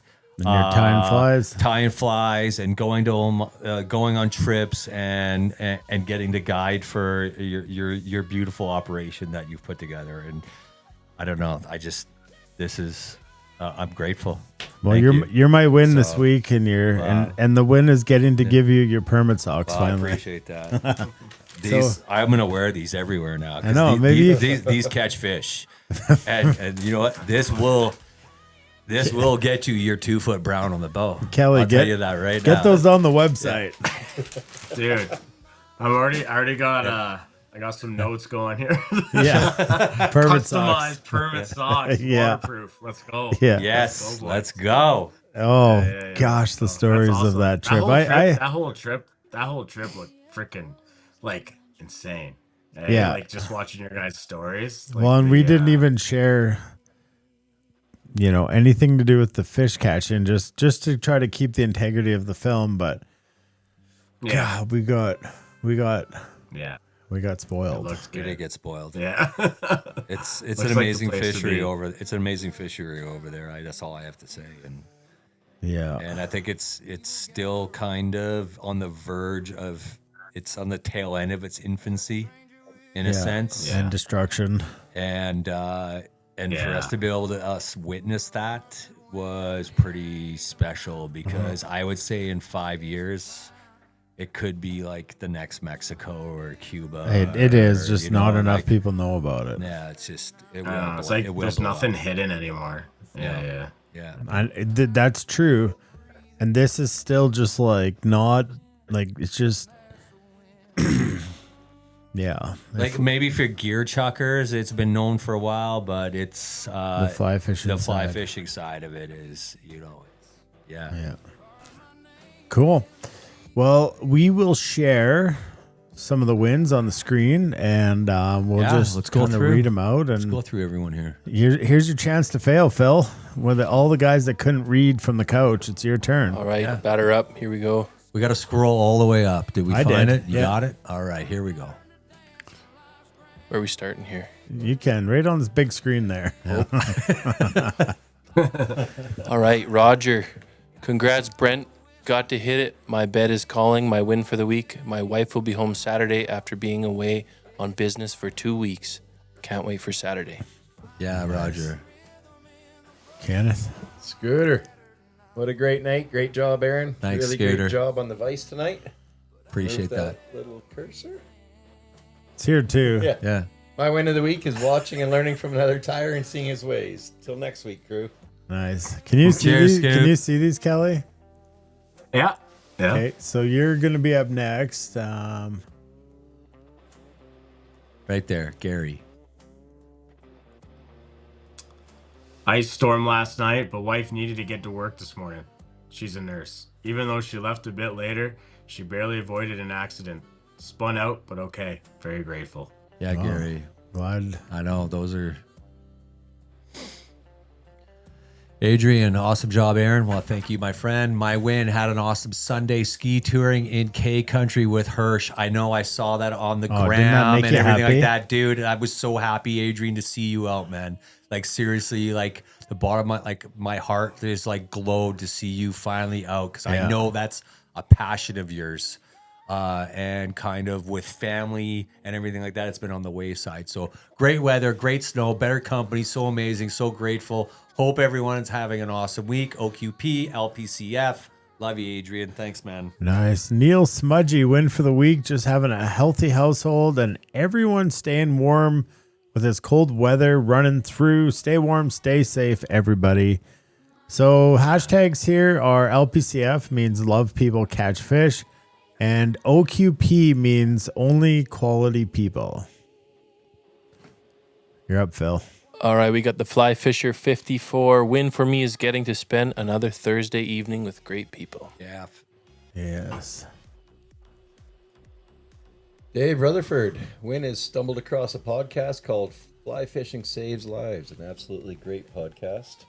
Got to listen to a legend named Ted Diedrich talk about his life. Really appreciate him sharing his experiences. Only quality people. Yeah, Nice. Nice. It's you, Kelly. All right. My year to date has been hectic, not in a positive way, and occupying my life. My win, the fam and our community, missed you all. Thank you. Appreciate you all. Stay warm and have a great weekend. Till next week. Nice. And that's our Flyingo winner. Yeah. Love you, Struts. Yeah. That's a nice one. Elaine, my win this week, I received renewal of my balloon pilot's license after a long wait. Now back to flying. That's Doug. You guys don't know this, but he is a balloon pilot. He has his own balloon. That's a little crazy. We need to book him. I know. When you know. Like how many people can he fit in his basket? Can we take the whole crew of dudes? Like we could like, try. can we see what that looks like? We could maybe float us down the boat. We Dude, can fish. Can we do a balloon picnic?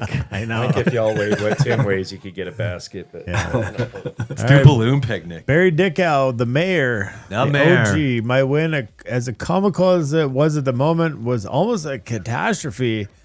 5 minutes before TNL went live, my son was calling, went to answer my phone as I attempted to pick it off the counter. It slipped down into the dog's water dish, still ringing, picked it up, dried it off with a towel, and was still able to watch the show. Phew. Barry's, we call him the mayor because he has never missed an episode. Never. From number one. He is the OG of the first two people who ever watched. All right, Like Caraval, like driving in. Yeah, he would watch online. All right. Philly. Craig Jones. Jonesy. Win. Missed last week due to my father-in-law having some emergency health issues. Unfortunately, we received news he has stage 4 melanoma. Have a treatment plan and fingers are crossed for a few more years. I needed a night of tying and watching TNL. Have a good week, all. Hearts out to you, Jonesy. Take care, and Craig, family. man. Terry Sather, win for the week, getting all 3 grandsons, 8, 6, and 4. Play hockey. Today, 6-week check up on the knee. Doc says good, so able to drive again. Figure there should be no problem with the hop and wade. Hop and wade. And Nice. new backcountry skins, hopefully. All right, Tear. Nice. So Doug said he's going to try to arrange a balloon float. Ooh. Scope all the holes. Fuck. Dude, we're gonna troll Wooly Sculpins behind the balloon on the river. That's what we're gonna do. It's gonna be epic. Those flies. I want to see you land that. The truth will set you free. All right, we're All going right. to give it about another 30 seconds as we are just absolutely into K-pop land. We are Overtime. into K-pop, and it's been great, man. Crushed way too much beer, pizza, and crumble cookie. I know. Kelly, I want to say thanks for your product, man. It's amazing. I'm super glad you guys are taking off the way you have. Like, it's And ever since I've had them, that's all I've done is brag about them. Like, you need to get a pair of these if you wet wave. Backcountry skins, guys, don't hesitate. They are the ultimate best. Man, yeah, I appreciate that. Like, just guys like you, like like guys on the river and guiding like you guys is the reason why that I've hopped on board. And as long as it helps you, then it's awesome, man. I appreciate you guys, man, getting behind us. Yeah, I'm behind you guys. It's so. easy when it's a product. It's easy. We're all behind each other, but that sounds impossible. I know, right? Can't be that. Who's out front, Ken? What dimensions that? We need someone in front, or we can't get behind. There's only so many little spoons and so many big spoons. I'm the smallest guy in here. I don't like my chances. Big spoons, little spoons, and skins. Exactly. Yeah, it's Exactly. Tim. Usually Feels Tim's here. Tim's the butt of the joke. So, anyways, that's the wrap out there. 3 hours? 3.5 tonight. We can't Borderline the longest show ever. I knew it would, but that's okay. And we even cut stuff out tonight. I thought it was going to go faster, but I guess No, never does. It doesn't. Never does. No. Never does. So, Kelly, anything else you want to leave us with before we peace out? No, man, just thanks for having me on and thinking of me, and I'm glad to I'm gonna pump this stuff and work with you guys and just a bunch of beauties is all I gotta say. Let's go fishing. Yeah, just a bunch of beauties. I just hope I can share the river with you guys at some point in our busy schedules. vice versa. Just super thankful, man. And my dog's got what I'm doing next. Just pass it out. Yeah. Well, we appreciate you coming on and being with us as we went to Oman and just like I said, we just excited for that, man. Yeah. Excited for the whole pictures and the videos for that. All you guys would just look like is a riot, just a good time, and I can't wait to see all the content that comes from that. So yeah, awesome. Yeah. We got one more win here. Hershey. Hershey was Great Day Skiing with Adrian. We would never have met if not for TNL. They were up here on episode 1, right? Yeah.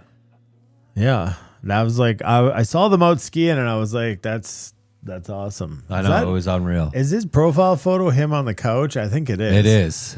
I think he ate too many crumble cookies. I don't know what baking cam that episode was, but he was the lots. baking cam. He was the baking cam, yeah. He ate the baking cam.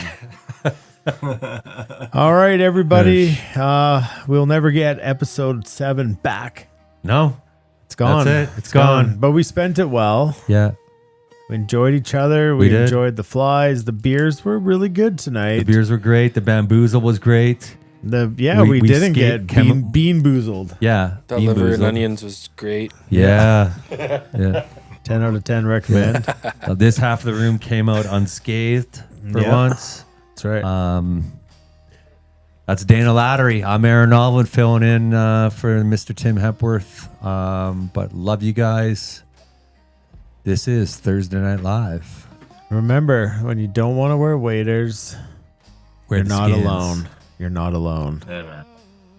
All right, Kelly. We love you, buddy. Waderless legs. We appreciate love you guys. Thanks for having me, man. Talk All right. soon, Dana.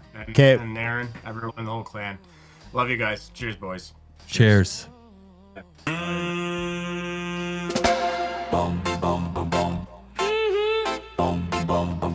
Another Thursday done.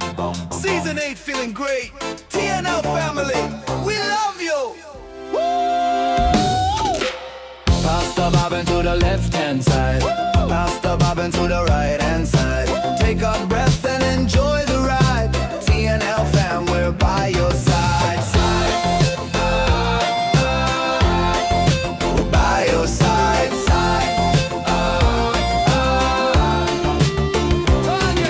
Tied up the flies, we shared the night. Dana guided the ship just right. Tim spun magic on the vice so clean. Season 8 rolling like a funky dream. The patterns dance, the laughter flowed. The TNL fam just stole the show. OQP forever, hearts align. Love people catch fish, that's a state of mind. Ooh, OQP forever. Hearts align, love people catch fish, that's a state of mind. Pass the bobbin to the left hand side. Pass the bobbin vibing to the right hand side. Thanks for coming, enjoy the night. TNL fam, you shine so bright. We're by your side, side.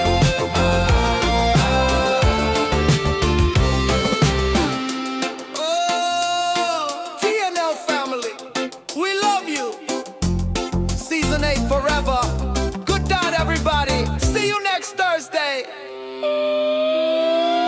Bum ba bum ba bum bum bum bum bum bum ba bum ba bum bum bum bum bum ba bum ba bum.